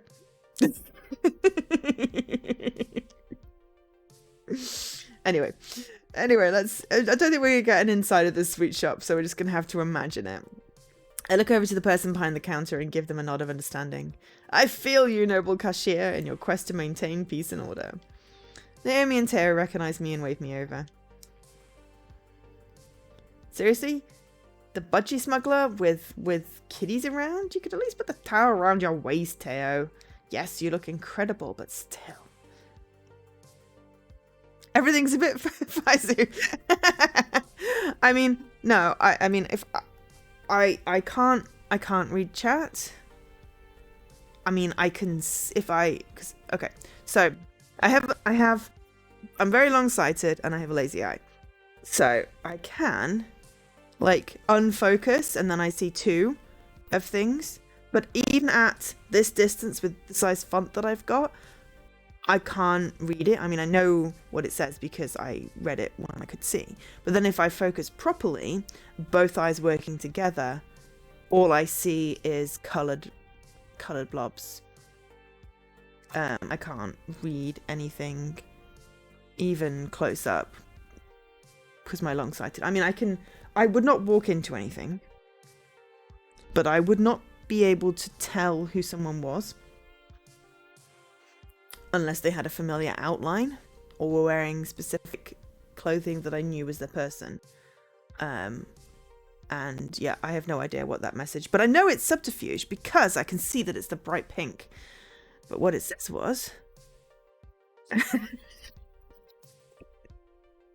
yeah, that about sums it up in computer speak. Yeah. Maybe even lower than that. Maybe even lower than 144p. But yeah.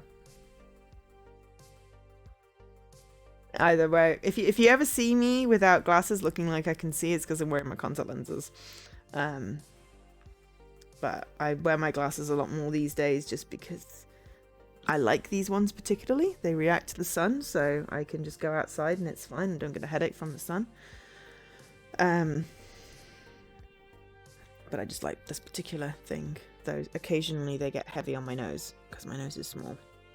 The bridge of my nose is small.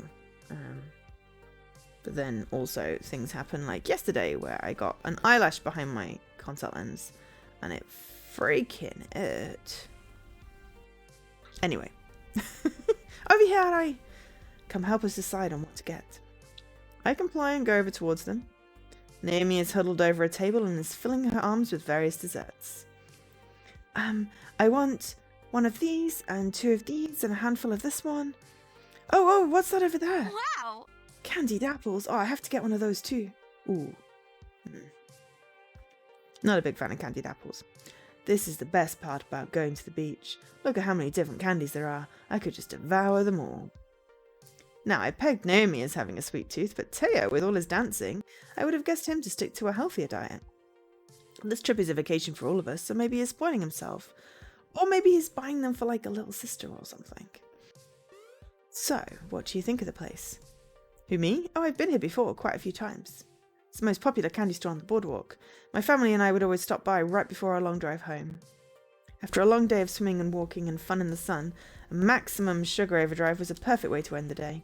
It'd give me a fistful of dollars and cut me loose in here. Whoa! They just let you get whatever you wanted? Dang, I wish I had your parents. Cute. I could just see a young Ari running running around and stuffing candy in their face. Not gonna lie, I was a cute kid. Yep, that was my first reaction, Scruff. Because it was on the left, underneath the, like, name tag thing, which is slightly darker on that side, so I really couldn't see anything other than, is he wearing a thong? And then now, yeah, I can see that he is definitely wearing something over his bits, but it is not much. But this is a vaguely kid-friendly game, so... yeah. Oh, you're also at 480. I mean, I think I'm streaming at 1080, but I guess it depends on... sometimes Twitch downgrades if you're watching multiple streams or what have you. Or if you're on your phone, then obviously it's teeny. But yes, just behind where it says so cute, there is a little triangle of purple. Ah, yes, if you are playing other things and you have limited bandwidth, then that makes sense.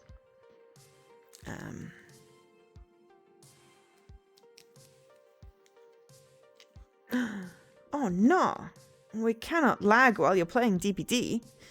Because then you start swearing at the game. Oh, your PC just can't handle it. Alright, okay, fair enough. Yeah. I have to admit, I was trying to download some files simultaneously on my work laptop over the Wi-Fi, and it had a bit of an issue trying to do multiple downloads at once, so I had to download them each individually, which worked, but it was just a pain because there were like 6 files, and I'm like, ugh.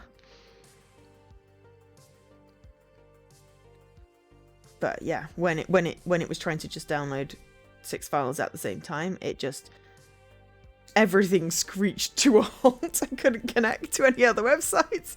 I couldn't open my email.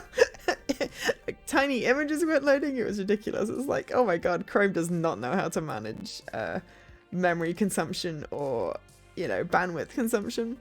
But yeah, they weren't even massive files. But yeah, it was funny. So yeah, I understand. This is why I often have multiple devices for things, but that's just because I have the privilege of being able to do that. And I've collected various bits of technology over the years. But yeah. I designed my PC to be very over the top when I first got it. Well, I say I designed it. I got Leaky to design my PC to be completely over the top when I first got it, so therefore it will last for ages before me having to go actually do something about upgrading it, because I didn't want to have to think about that. I hate having to change things, so yeah. I'm assuming I will have to at some point in a few years' time, but for now it works. I've not had any problems. Yeah. Ah, yours is so... I can't remember when it was that I built mine. It was somewhere in the last 6 years, because that's how long I've been streaming, and I got it specifically for streaming, but I also know that I did stream... It was somewhere in my Mixer era, but that was like, hang on. What's 32 months? 30-something months. That's nearly 3 years on Twitch. Ooh, that's nearly 3 years on Twitch. Okay, so we're talking like 3 years on Mixer. So it could be like 5 years old, or possibly 4 years old. I could look up the exact date, but that would involve me, whatever. Yeah, I basically got an over-the-top graphics card and SSD and RAM and processor and what have you, so I didn't have to think about upgrading. And it's still great. I've never had a problem with it, but then I don't try and stream Steam games. I did manage to nearly kill it when I was trying to stream Night Call at like 1080p when I was doing a test stream. I remember that. I think that was when I was first setting it up. Yeah. I was trying to stream at like 60 FPS on 1080p on a game on full screen on my 42-inch TV. And then, yeah. 2019. Is that 4 years then? Then I was close. Thank you. Well, Leaky would know, because as I said, he built it for me. I mean, literally. I did the little fiddly bits for the teeny work, because I have teeny fingers. But yes. I paid in rhubarb crumble, and also I bought all the parts. It was fun. But yes, I'm not looking forward to having to upgrade stuff, so I wanted it to basically be, like, super over the top for point-and-click streaming. But yes, not gonna lie, I was a cute kid. Not so cute when overdosing on sweets, though. Both Naomi and Taya laugh heartily. I mean, they didn't exactly give me Fort Knox to blow on the snacks, but it was still a nice little reward at the end of the day. As I am a creature of habit, I'd always get saltwater taffy year after year. It's just the best feeling, munching on taffy whilst watching the waves crash into the sand. Naomi suddenly gasps, interrupting my recollection. What is it, Naomi? They have Compito! I'm still confused. Is that a good thing? It's the best thing! They're these little traditional Japanese sugar candies that look like stars, and are my absolute favourite. Every time my mother would go visit family in Japan, she'd bring me back some. It's been years since I last had some. She squeals excitedly and runs over to a little stand that has a cute assortment of pastel sugar stars. We follow sweets. Unintentional pun. And make our way next to Naomi. Teo picks up a bag and brings it closer to his face, examining them. Okay, these are possibly quite the cutest candies I've ever seen. I still really like my raspberry jelly mice. They don't make them anymore. They used to be from Thornton's. They were just awesome. They were cute. Sweet. They are so sweet. Ah, Naomi, nothing is sweeter than you. And that's a fact. That's not entirely true. I have to agree with Teo. No one has bought me more impromptu lunches at work than you do. Thank you, but these candies are still the sweetest. You should both taste these, by the way. I know you'll love them as much as I do. Well, it makes sense, because it was pre-pandemic, and that's been going on since 2020, so... Makes sense. And it was just into the pandemic when Mixer did the whole, we're going to shut down, and I moved to Twitch. At some point, I should put my dates somewhere prominently, but again, I need to redo my profile and update, put events in Discord, but I do have a 3-year Twitch anniversary coming up soon. Not sure whether to do Twitch anniversary or affiliate anniversary. I guess I'll see which one falls on the inappropriate streaming day. Also, I think there's also my 6 years of streaming anniversary coming up as well. But again, I will probably remember after the dates have passed, so yeah, I should probably sort that out sooner than later. It's fine, it's February. No, nothing's passed when it's in February, but I think it was like April, May was originally when I started streaming. But I tend to go from when my first VOD that didn't get eaten by Mixer was uploaded, which was, I think 2017.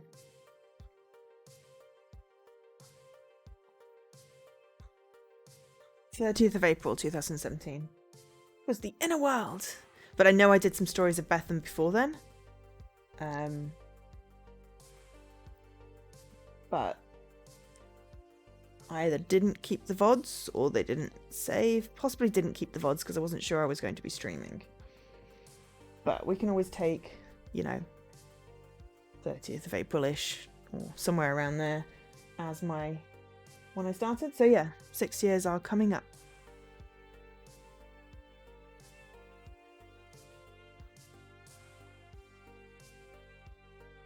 I mean, you know, I've done over 1,000 streams now. Gosh, that's something I didn't think that necessarily I would keep that up. And sometimes it was hard, but we've not really had any massive breaks from streaming, especially not once I finally got my routine. We should probably schedule some breaks. It's just more that I like streaming. It's just sometimes also it's like, well, I like streaming so much and then I forget that I can play games other ways. So anyway, you should both test these, by the way. I just know you'll love them as much as I do. Teo and I agree with a nod of our heads, and Naomi turns around happily with an armful of candy and treats. Like a dragon with her hoard, she heads towards the register when a kid runs smack into her. Oh no, in a colourful explosion, candy spills everywhere, and Naomi falls over backwards. I instinctively go to help Naomi up, but out the corner of my eye I see the kid who bumped into her, swiping candies off the floor and pocketing them. Hey! It's a classic move. We see it all the time with tickets and tokens at the Funplex. And like the arcade, this is no different. It's so overused. Teo even sees it. He elbows me and points it out to my attention. This is not my store, not my job. Do I step in or let it slide? Oh, okay. I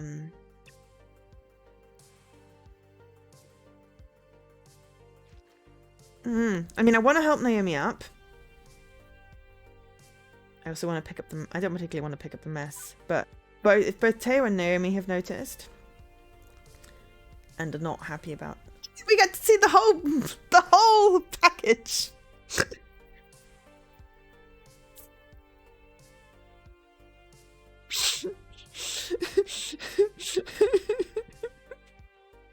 I just realised. Oh my. I mean, objectively, it's no different from what Naomi is wearing.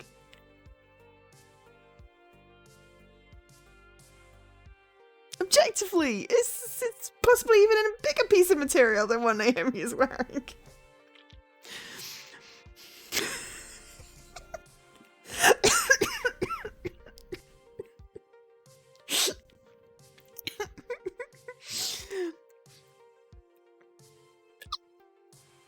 Anyway, I'm going to point out the thief. I know it's not my job, but if some brat did that in the Funplex and I didn't notice, I would want someone to do something about it. Yeah, I mean, we are trying to be slightly more, you know, adventurous, radical, honest, candid. I really need to look at what those little symbols were. For next time, I will try and look it up after the stream and write it down so that we've got it for next time as a reference. Plus, stealing candy is the worst possible crime one can commit. Yeah, I mean, if you see someone shoplifting food, then you didn't see someone shoplifting food. But candy is different. And, you know, especially in this day and age, if you see someone shoplifting food, you totally didn't see anyone shoplifting food. But yeah, candy is different. And also, he purposefully hurt Naomi. So yeah. I think it's funnier because, yeah, my eyeline, yeah. Well, technically not. My eyeline is somewhere around the mid-center of the TV. So. Also, I've just seen Teo's hand placement. This whole scene is just objectively funny. Because now it looks like he's cupping a boob. And his weird hands with his weird fingers. Though they look slightly less weird because he's got one thumb tucked in his thong. But with her expression on the face and his expression on the face and the hand placement and the boob, that's objectively, that's literally in my eyeline right now. It's just, I was distracted by the Budgie Smuggler thing. So yeah, this stream is just devolving. I'm sorry. We've had some really cool discussions about food though. Not helping me really decide what I want for dinner, but making me nostalgic about childhood sweets. Just it. It's just existent. You can so misinterpret if you came in with us. Anyway, there we go. Right, yes. Yeah, stealing candy is the worst possible crime one can commit. Agreed. And case in point, you came into this. And me laughing like an immature person. You know, safe for like murder or Grand Theft Auto. Okay, so there are a lot more awful crimes, but this one takes the cake, so to speak. There we go. We've okay. Hey kid, turn out your pockets. What do you want? I ain't doing nothing. I saw you stuff all those candies in your pockets. Look at them bulging out. You aren't tricking anyone. The kid looks like they want to say something, but by now the cashier is here too, and the kid turns out his pockets. There's a lot more in there than just what they got from the spill. With more tact than I could possibly muster, the cashier tells him to kindly exit the sandy bar, and the kid complies. The cashier and I exchange knowing glances. We are one and the same. Well, after that excitement, I am ready to relax on the beach and eat some of this candy. Me too. 3. But I can't quite leave yet. There's still one more thing I must do. I need to get some saltwater taffy. It's a Cada family boardwalk tradition, after all. Oh, yes, we can't break tradition. Although, if we do, I wouldn't mind starting a new Funplex beach tradition with you.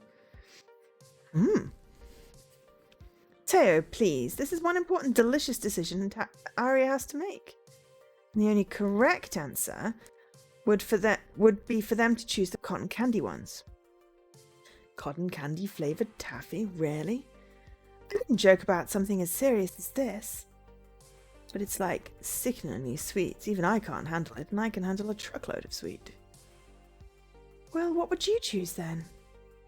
Buttered popcorn, obviously. I like a little salty with my sweet.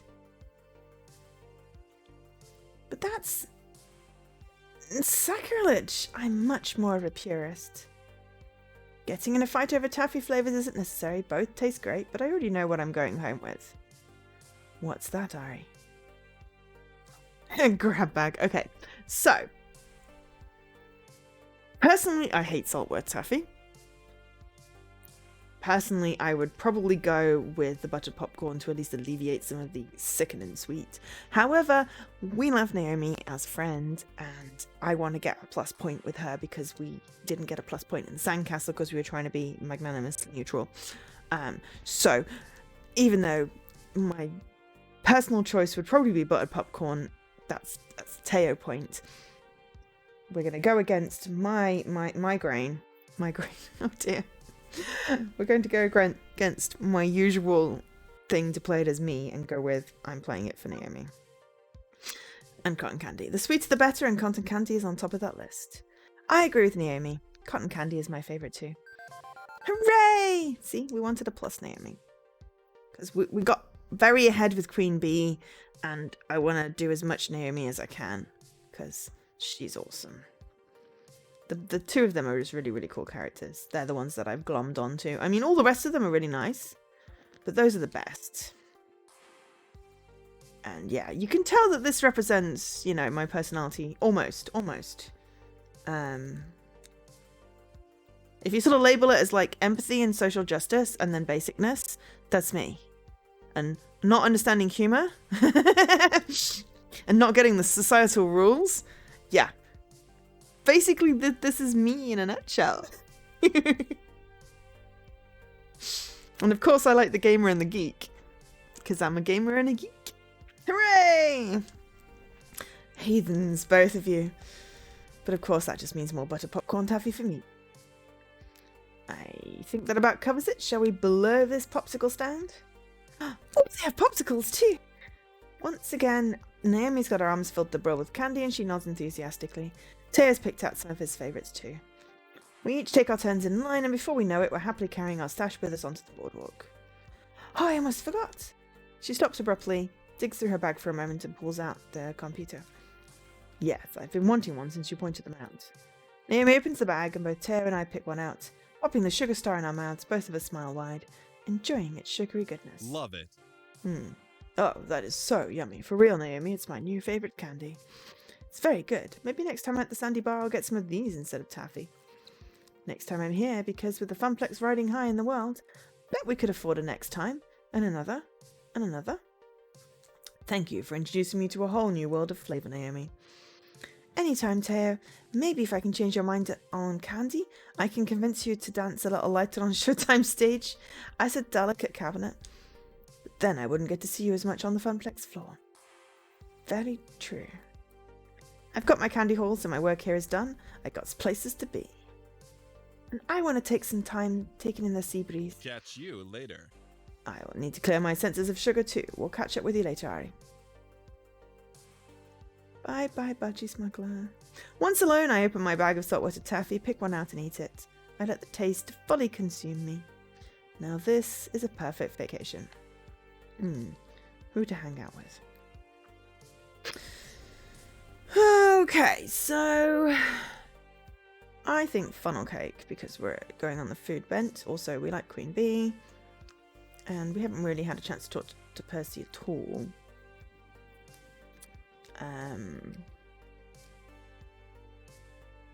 So Gavin and Ashley would be a good job, and Juniper and Francine. I don't know how many choices we'll get, and I'd rather go with Queen Bee and Percy for now. Also funnel cake. But I do, in real life, need 90 seconds, and I'll be right back.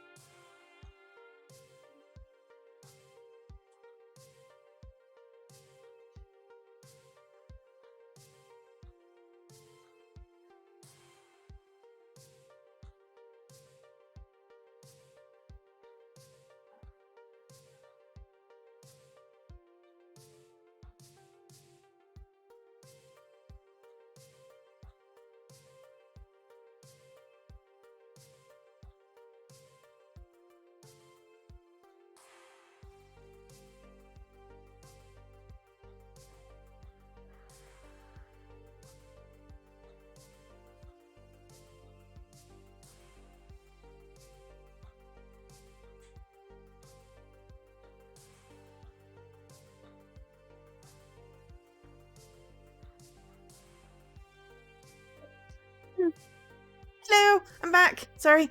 Ow.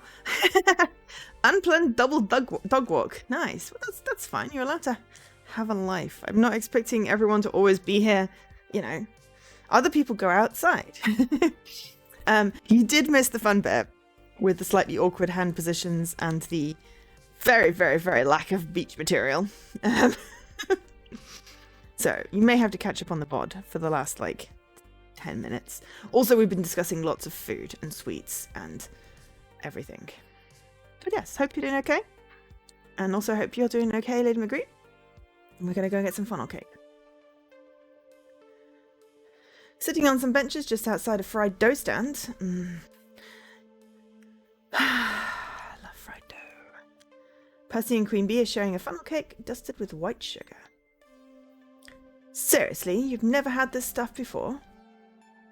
Not much carny chow in England, I'm afraid, and this is my first time visiting a beach in the colonies.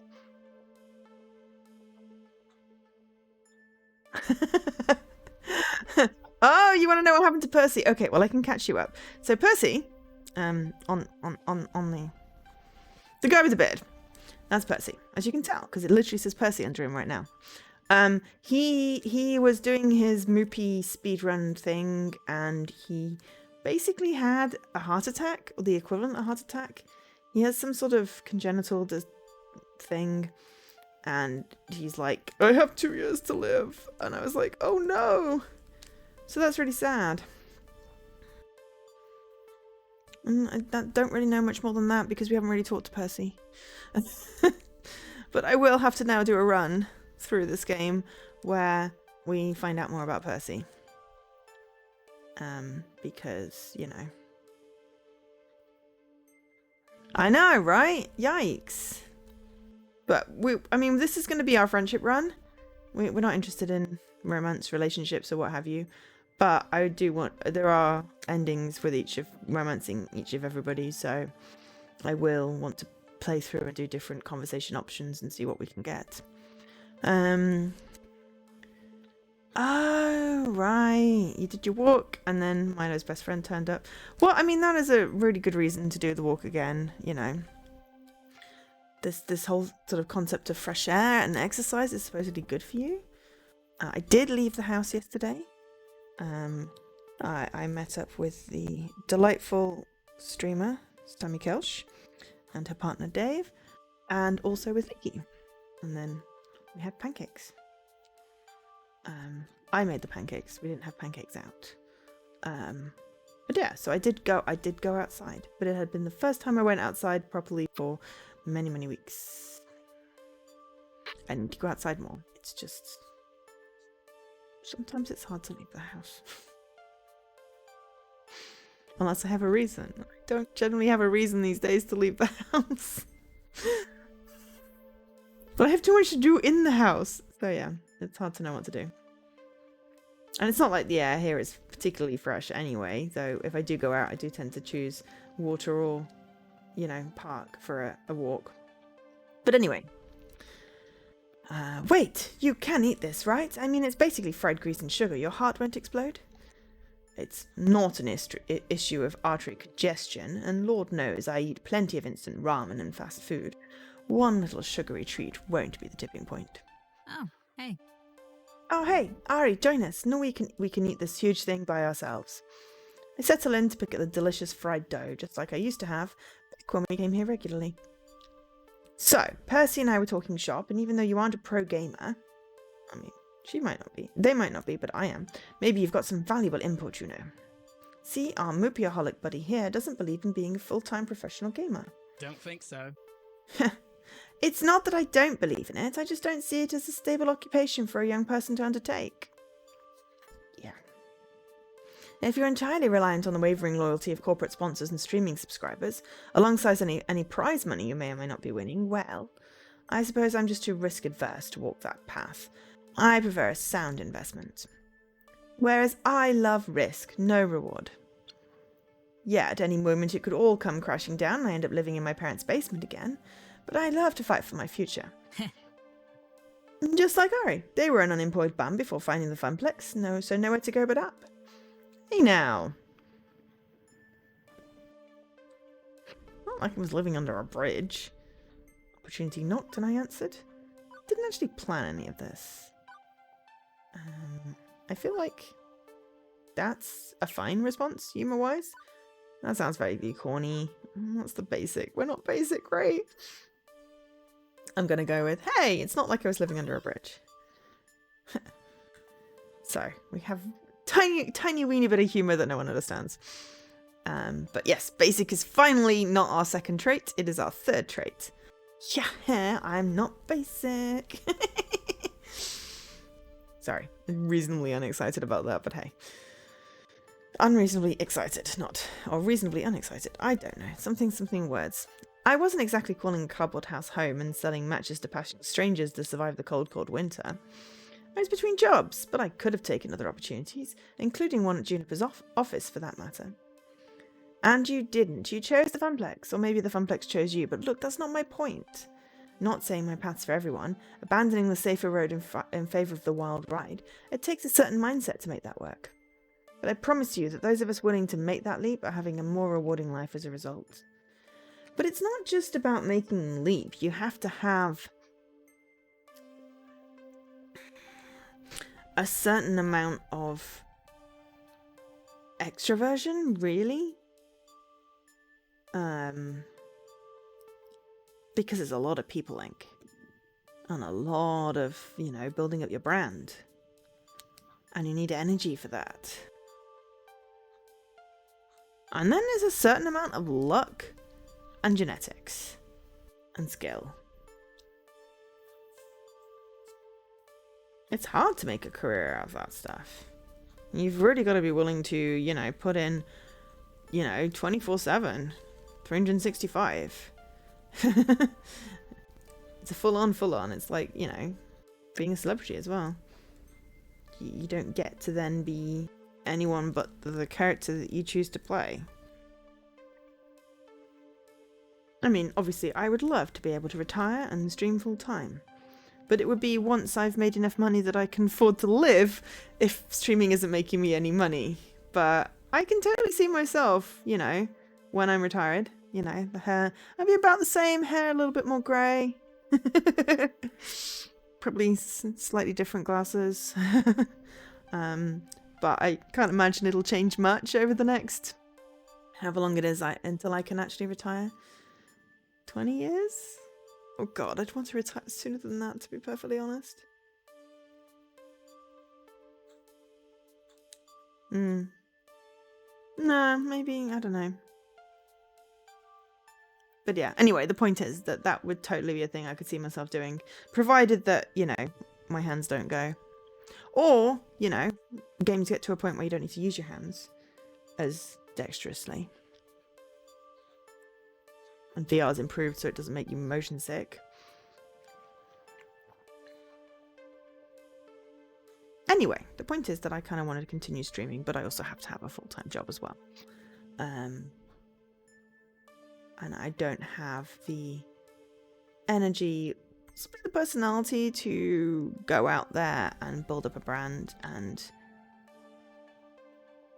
I don't have the energy to deal with the success of being successful at doing that and having thousands of people watching me. I couldn't do that. I wouldn't be able to keep up with the chat. And I'd be, that would be a little bit overwhelming. I mean, I'd like a tiny bit more success. I would like, 10%, 20% more followers.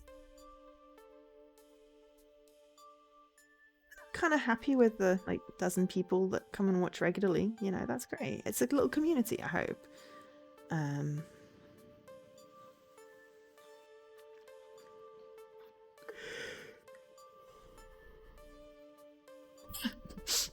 Success, but without having to switch on slow mode. Yeah. Well, I'd have to invest in a bigger monitor to be able to have chat full height. Because at the moment, if I get more than if someone does a long messages, it doesn't fit on. Ooh, my hand's see-through today. I can fit 2 little messages on my zoomed-in chat, you see. So we would have to have a better chat solution, so that we were able to see what people were saying.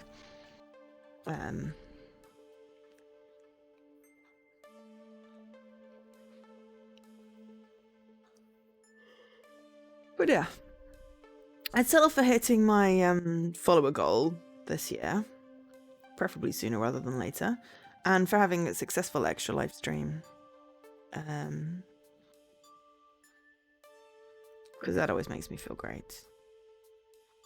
I get energized from that. I mean, I'm energized when I'm doing it. It's the afterwards that I have to recover from. But I do really enjoy doing these, especially if I'm feeling a little bit down. It does generally cheer me up. Because indie games are just so amazing. But I think I'm a little bit too niche or a little bit too variety for people to necessarily be like, you know, cool. If I start doing like specific games, then it does get a little bit more interest. But then, you know, I don't want to only stream certain games to cater to people when I wouldn't enjoy that, because I need the variety. I need the variety, otherwise my brain gets bored. Sorry, I just realised the expression that Percy's pulling, and I'm like, what? Why are you sneering at me like that? But anyway, yeah. I would like tiny success. Tiny success. I mean, I'd settle for doubling the amount of followers in the next sort of like 3 years. That would be great. I don't know how I do that. And at the moment, I am full on concentrating on, because I know I said I was going to run giveaways on like Twitter and social media and stuff to get more of a people coming in, but also having to find a new job. That is priority first, and then we'll sort out what strategy we're doing with giveaways. We do have a couple of codes for games that we're streaming. I just need to figure out how to put them into the roster.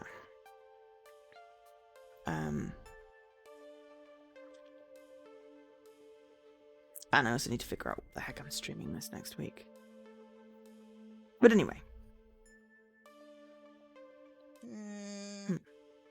Satisfying, not rewarding.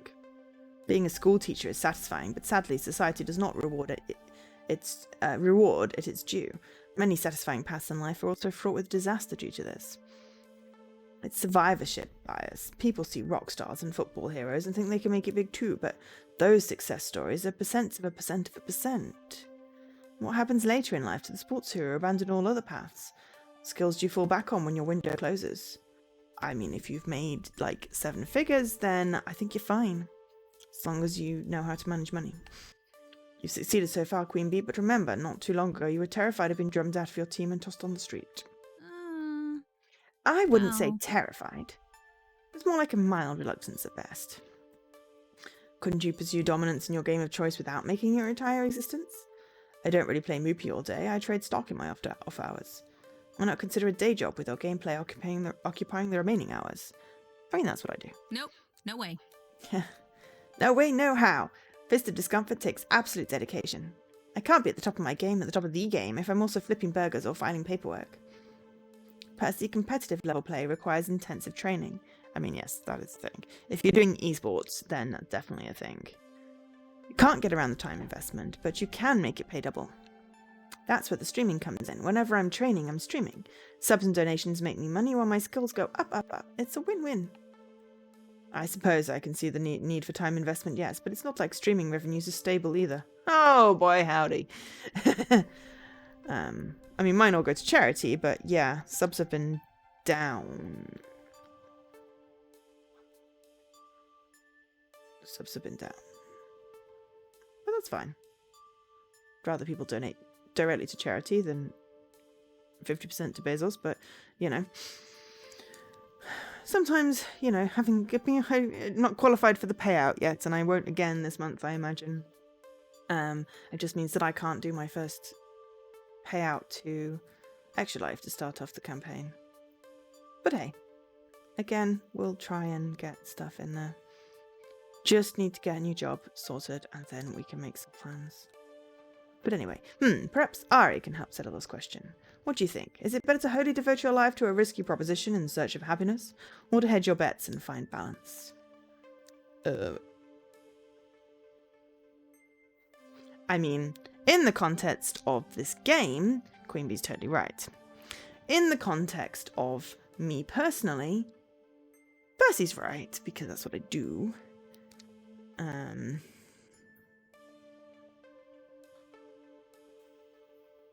We want to go for Queen Bee points because we like Queen Bee. And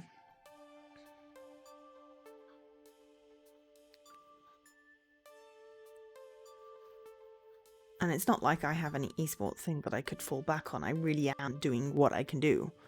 You know, I could do some giveaways, I could do some merch, I could, you know, put myself out there a little bit more and build my brand, but I'm still only going to be playing indie games, not like, you know, League of Legends or Fortnite or Call of Duty or something that, you know, brings in lots of people. Minecraft. No competitive, just speedrunning. Have you seen how many plasters I have on my fingers today, Dan? My hands keep falling apart. I can't do the platformers. I would love to be able to go back to Chariot and do some speedruns and finish that game off. Realistically, it's not going to happen. If, you know, someone was available locally to do, like, 2-player Chariot, maybe more realistic. Because it's managing, you know, the characters and the thing. You're like trying to get all the whatevers. Yeah. Exactly. Maybe one day. Because I think with 2-player it's a lot easier. I think trying to solo it, and when you're not a platformer like me. What? Yes, like me. That's what I'm trying to say. I'm not a platformer. When you're like me, trying to solo it is a hard thing. Jesse?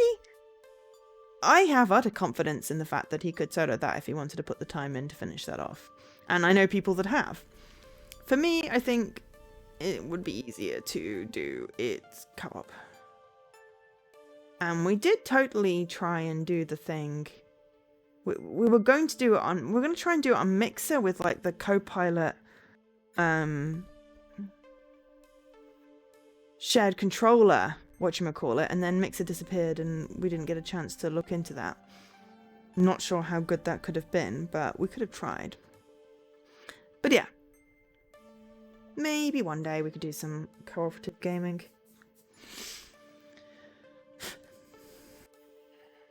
But for now, Queen Bee's right. I think Queen Bee's right. Because we're just going to have massive amounts of Queen Bee. Maybe we can find some Naomi love in the next chapter. And poor Ashley is just getting left behind. I'm sorry, Ashley. If you really want to devote yourself to something, no matter the risk, you have to go all in. Yeah, exactly.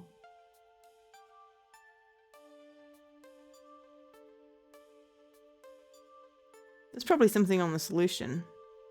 But I haven't even got the secret level unlocked. I mean, you remember my last rage quit when my hands literally split apart and I started bleeding on the controller, and then I lost my grip trying to get to this one particular exit in one particular level. I'm sure it is still up on my YouTube, recorded for all posterity, but I was still quite impressed that I managed to at least complete the story on that. I unlocked, you know, I did the whole story, I unlocked all of the bits. But yeah, it was just the secrety stuff. And the bits that I'd missed in the beginning, I guess. And then the speedruns, and then do these special things that I was having issues with. You could possibly do it with, like, 2 controllers. Yourself solo, potentially, but... yeah.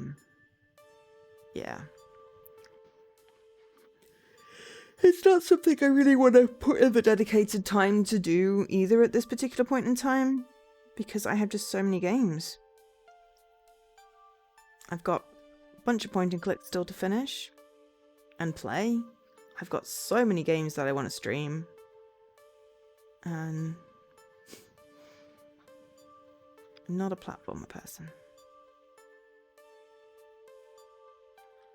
Maybe we can use some of our points to get Jesse to do some stuff on stream. Well, he's got the skill. But anyway, I think Queen Bee's right. If you really want to devote yourself to something, no matter the risk, you have to go all in. Because if you are reticent and hold back, then you're just not going to do the best you can. But you have to be realistic, you know. You have to got it. You have to have it, whatever it is, to be able to take that risk. If you don't have it, then you are, you know, it is not a risk that you should take. But yeah. Anyway, right, Queen Percy, you're still young, you know. You've got time to do something risky and wild. Make it happen. If I had time, I suppose. Oh man, sorry, Purpur. I didn't mean to imply. No, it's quite all right, both of you. I see where you're coming from, though. In your situation, taking chances for a brighter future. I suppose you're braver than I, and that's admirable. Exactly. Go for the gold. With the 4 heavenly kings behind me and the funplex keeping me going, I'm headed for the top. Risky? Yeah, but this is what I want. I choose this. And we'll be right there. Right here, every step of the way. With the neglected funnel cake cooling off, the 3 of us focus on putting away our sugary treats. Sugary rewards after that. We're each walking different paths, but I can't say any of us are willing to settle for anything less than our dreams in the long run. Yeah. I mean, the main thing is that you build enough savings with your success when you have it, that when you can no longer do that thing, you can live comfortably off the rest.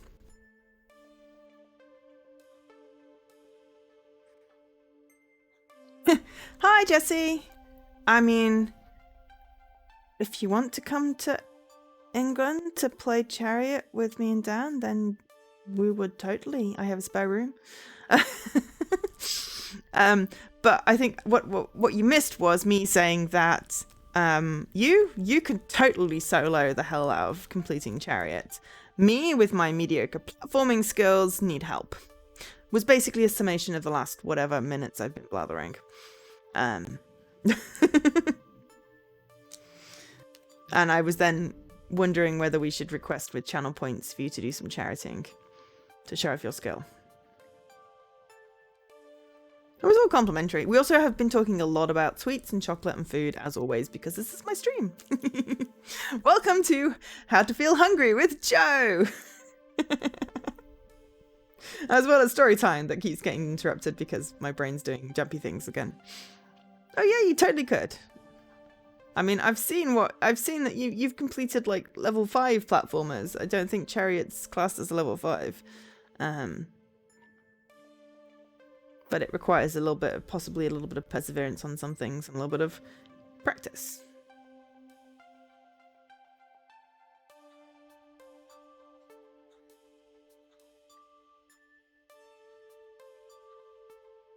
Okay, I may do that.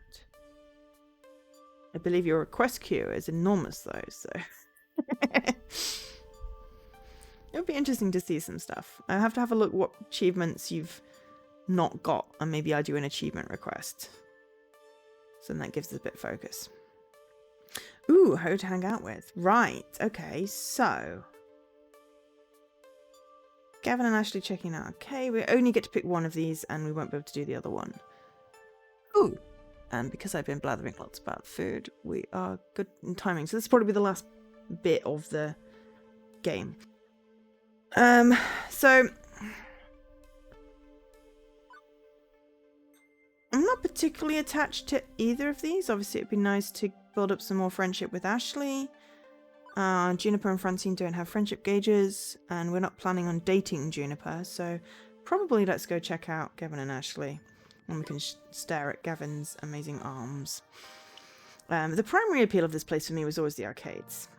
I rarely swam in the ocean. I preferred indoor swimming, pools to unpredictable waves. That meant boardwalk crawls, arcade games, tokens, and joysticks. I like swimming in the ocean, I just don't like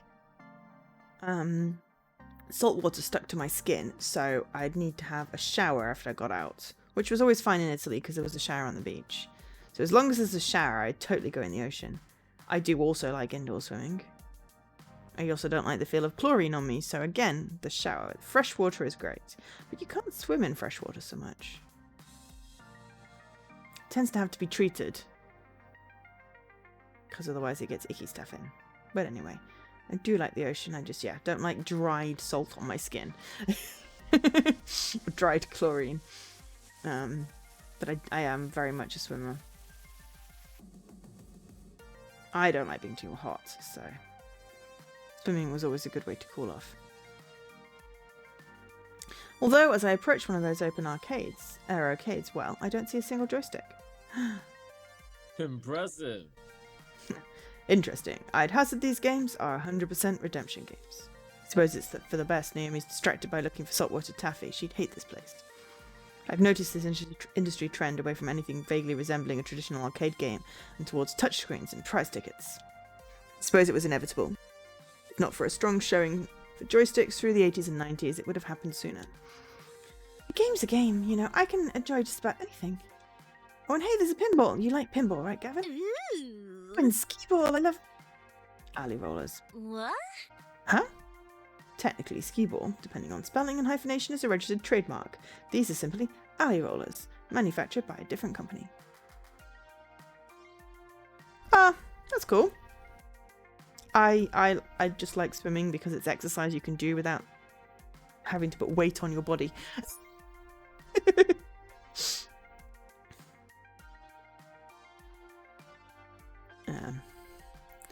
Aww.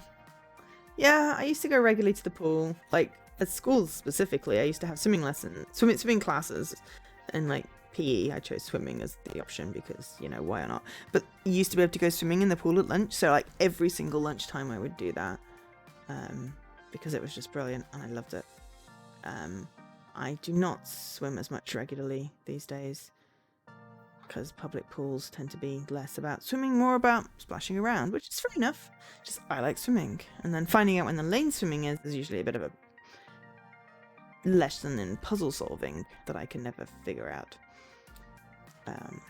Also, leaving the house requires leaving the house. Sadly, my brother informed me that putting a swimming pool in my basement will be quite costly, so I can't have my own swimming pool, which is a shame, because that would be really cool. But anyway, alley rollers, manufactured by a different company. Sheesh, way to suck the fun out of it. Apologies for my innate killjoy nature. Allow me to make it up for you by actually having some fun. Is that even possible? Will your ultra cool guy exterior allow your inner softie to be exposed? It's like a Tootsie Pop, if you let me finish. How about a alley roller contest? Each of us gets 5 tokens to score the most points. Whoever loses buys the other ice cream. Now we're talking. Hey Ari, want to join in, mate? There's a 3-way dance. Maybe all the joysticks are gone, but I'm certainly a long-time skee-ball fanatic. I'd likely clean the floor with those two. Still.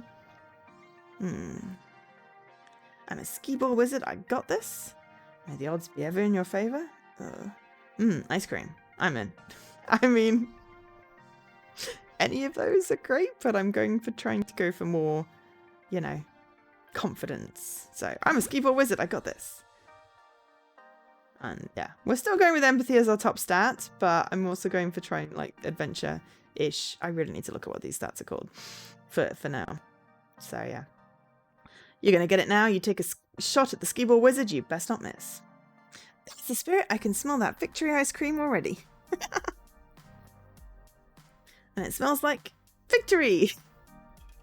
Our coins rattle into the slot, tinkling along the metal sheet. 5 tokens, highest cumulative score wins. I suppose if it's 3 players, the 2 losers split the cost of the ice cream. I remember playing tons of alley rollers back when I was a kid, roaming up and down the boardwalks of Flotsam Beach. Yes. You're a skee-ball wizard, there has to be a twist. Dun dun dun, sunshine, dun dun dun. Yeah. Okay, fine. You're a skee-ball wizard, there has to be a twist. Skee-ball wizard got such a subtle wrist. Okay, I went a bit wrong on the tune there, but hey, you got the impression. It's like Elton John or something, wasn't it? It was like completely weird. Not because all I knew of like Elton John was like Candle in the Wind and like that, and then found out that he did that, and I hope he did that because otherwise my memory is playing tricks on me. But yeah, it's like, oh, this is what he usually does. This is cool. I like this. Huh? I thought Pimple wasn't as Elton John. My brain is totally playing lies on me. Is it? I'm gonna look it up.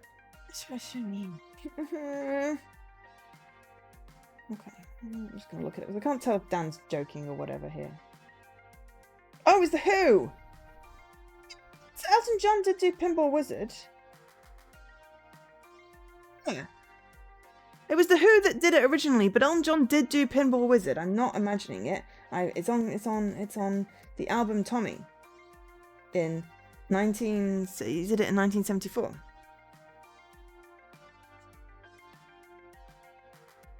But yes, the original was from 1969.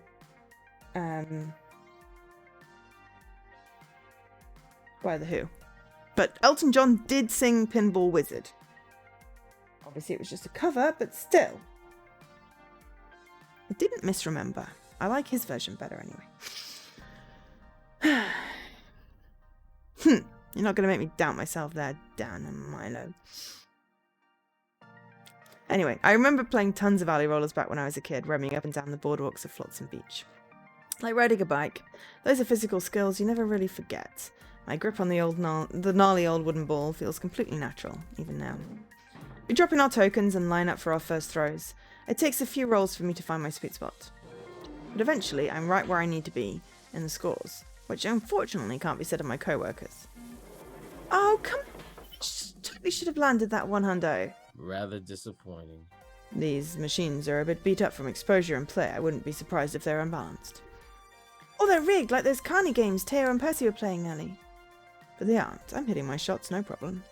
I could whisper some advice to one of them, maybe give them an edge. It's cheating, sure, but we're all getting ice cream in the end, who cares?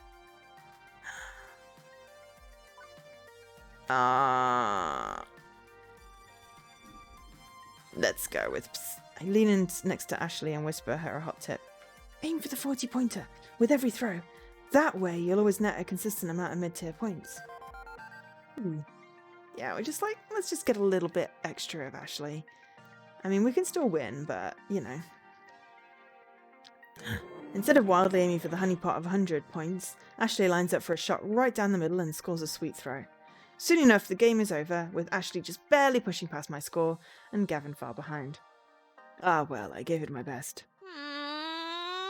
If it makes you feel better, I couldn't have won without Ari's solid advice. No, you were still the one making the throws. That's skill, even if they offered suggestions. Still, if you'd like to keep things fair, we'll split the ice cream costs 3 ways. Everyone's a winner. Indeed. Most importantly, we had fun. Arcades are meant to be places where friends can gather and have fun playing with each other, beachside or in a shopping plaza, with or without joysticks. That's our goal. Let's take back a lesson today that we should always endeavour to provide fun first and foremost. Whatever shape it takes, that is our mission. Still found a way to turn this into a working vacation, huh? But an enjoyable one. We grab ice cream cones from a vendor on the boardwalk, swapping work stories and laughing and having a blast. Ice cream. It's probably the happiest I've seen Gavin. At work he's all business, but here he can crack a smile, even as he's analysing arcades. And Ashley just exudes sunshine and cheer everywhere she goes. She's a good influence on him, clearly. But time's ticking and I've got other stops to make. It feels good being out and about with everyone, away from the funplex, away from work, just friends having a great time in a place designed for great times. With our newfound success, I hope we can do this more often. So now we'll be rounding up the episode. Oh, unless we are going to get drunk. The rest of the afternoon passes in a blur. Soon the sun's gone down and Flotsam Beach is a calmer place. A more chill vibe as the day's manic energy is long since spent. It's also clear the group will be breaking up soon. They've already changed back into their regular clothes, done with the beach as a whole. Some are talking about checking out the nightlife scene around here, some just want to relax in their hotel rooms, and some are simply heading back to the city, leaving me alone for a moment with my thoughts. It's been a wonderful day, definitely. Beep beep, Barry. Just thought you'd like to know I've completed another set of calculations. It's been a big day for you, a chance to hang out with your friends. Data has shifted. It's kind of weird that you score my relationships like a video game. No, it's not. I would love this in real life. You need to turn that thinking around. You aren't choosing based on score. I'm scoring based on your choices. I'm totally choosing based on score, but anyway. The one who decides who to spend time with is you. All I'm doing is analysing your actions. Your emotions matter above all. Now then, let's have a look. Okay, so I mean, it hasn't shifted that much from what we had. We've grown some bars slightly. We are less basic. We've got a little bit of humour in this, but effectively the ratios of friendships is about the same. Okay, after my analysis, here's where you stand with everyone and how your personality is shaping up. But now that I've had weeks to understand you better, I think I can adjust these values based on what I know each of them likes in a friend. So this is going to be the thing. So let me take a screenshot to see how they compare. Ooh, Naomi likes people who are kind-hearted, but has a bit of a fiery temper. You match both of those. See? Perfect. Gavin may be blunt, but he aspires to be kind, and you're already kindly. Oh yeah, it may be kindly, not empathy, the green heart. Ashley goes with her gut, and so do you. Gutsy clicks for both of you. Right, so it's kindly and gutsy, which is good, because that's what I'm trying to go for as balance in my actual life. So we got a bit more Ashley. Ah, now Naomi and Queen Bee are at the tops, yes. Queen Bee. Oh, Queen Bee takes risk and relishes in a challenge. You're both very gutsy. Still, I'm still maintaining the same ratio here. Percy's heart is wide open to the world, as is your own. You're both very kindly. And that's everybody. Okay, you didn't mention Teo. So he probably goes more for like the humour then?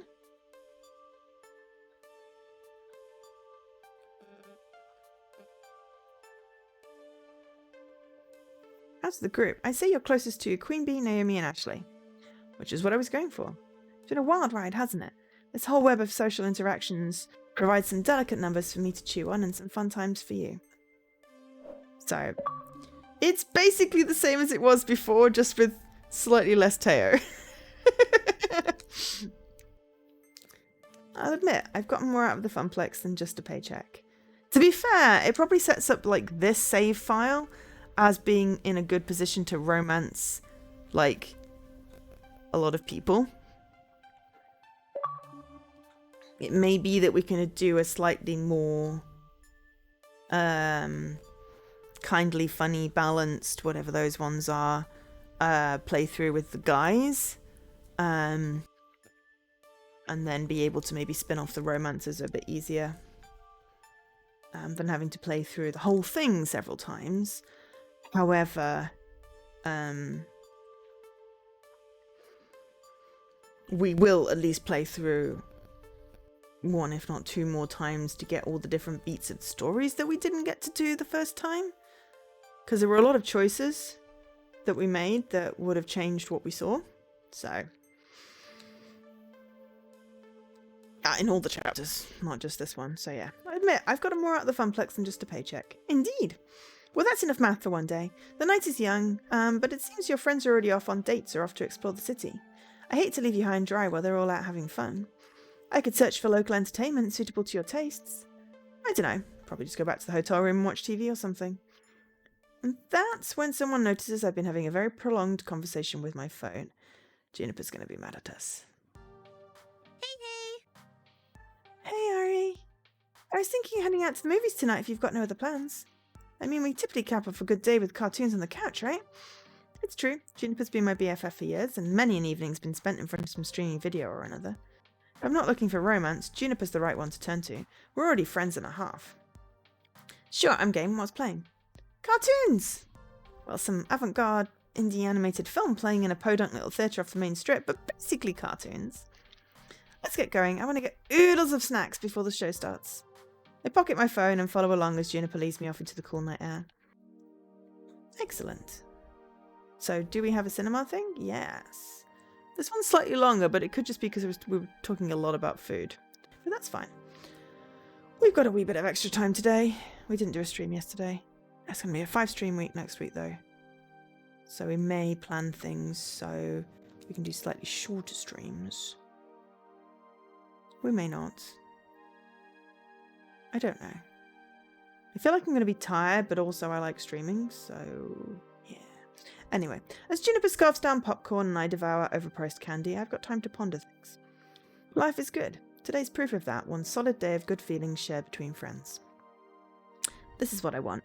These are the people I want to share this with. I've never really felt the need to push things past that point. Here and now, I know in my heart I'm among friends. And that's all I ever really wanted. I'm glad. I'm glad to be here with you. BFFs for life. You've always been my friend. I'll always be your friend. We're BFFs for life. I wanted to make sure that you knew that. You seemed a little down or something earlier talking to your Iris. Good, Juniper. This is where I want to be right now. That's great to hear. Although what I'd really like to hear is, yes, Juniper, I'll go refill the popcorn for you so you don't miss the next scene. What are friends for?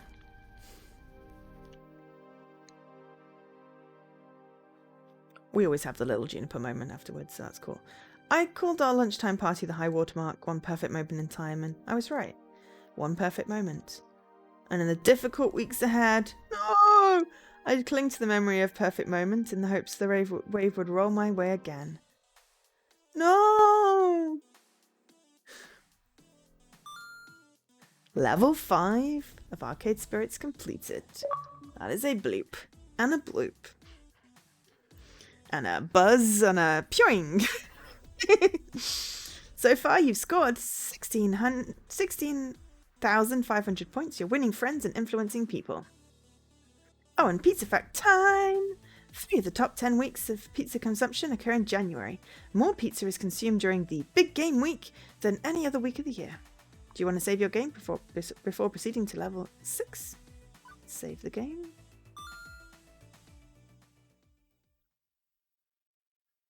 And then we get the little credits.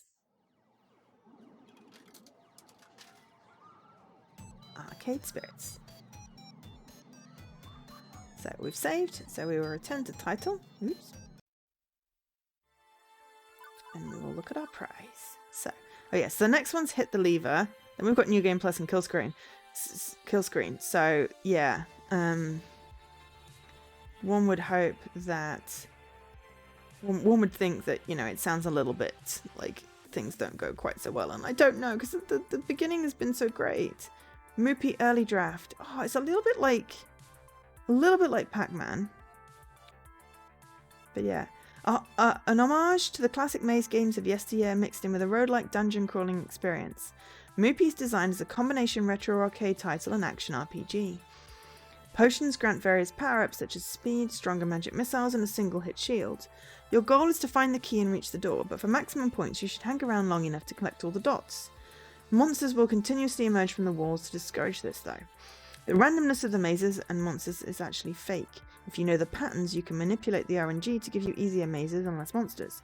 Provided you're perfect at the game, which of course, I'm guessing that says which Percy is, but it's behind the back button. So I can't see what it says. But I'm assuming it says Percy is great at this game because he was going for a world record. Mr. Moopy's Magical Maze. That looks like a very frustrating but very fun game. I don't know whether it's top down because it looks like it's a bit of a platformy thing. So yeah. But that's really cool. I really love this. It's like, I hope like there's a lot of explanations of like the little games because it just shows the thought that's gone into this. So yeah, Better Red Than Dead is the zombie game. And I don't know what the one for, yeah, I can have a look at the achievements. So Zombie Meltdown is Better Red Than Dead, and Use the Magic Sword is Wyvern Keep, which technically is on there twice, so I don't know if you get 2 things for it, or that's just a typo. But then there's the romances with 7 different people, and the friends one, and then there's like a bad end, or a good end. So yeah, I'm not sure that you necessarily get all prizes for all the things.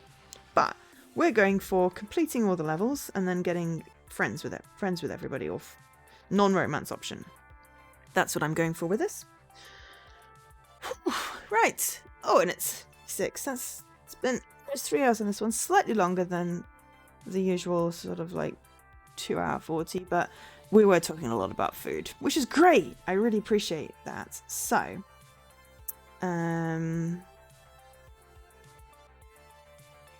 right. I don't know. Several friends of the stream are live right now. I'm going to let everyone else decide who they want to go watch. Because I can't make the decision. It's like choosing between your friends. It is not a good plan. So yeah. Several friends of the stream are streaming right now. Depending on who you're following, I will let you decide who to go to. For now, I've been Jo, otherwise known as Angel SK. Thank you so much for being here. Thank you to Leaky and Scruff for the resubs. Really appreciate it. Every bit of money I earn during my streams goes to Extra Life. So thank you very much for supporting the kids. I will be back on Tuesday at 8 with something. I haven't decided yet. It's not co-stream Tuesday week, it's co-stream Wednesday week. So Jessie and I will be doing something as well. Not decided either. But yeah, thanks for the stream. Thank you for being here. Thank you for the entertaining conversation. I still don't know what I'm going to eat for dinner, but I'm going to go stare at my fridge and see if that prompts any decisions. But it's been awesome talking about sweets and candy and chocolate and donuts and streaming and just everything. So appreciate the conversation, everyone. Thank you so much, and have a great rest of your weekend. Bye.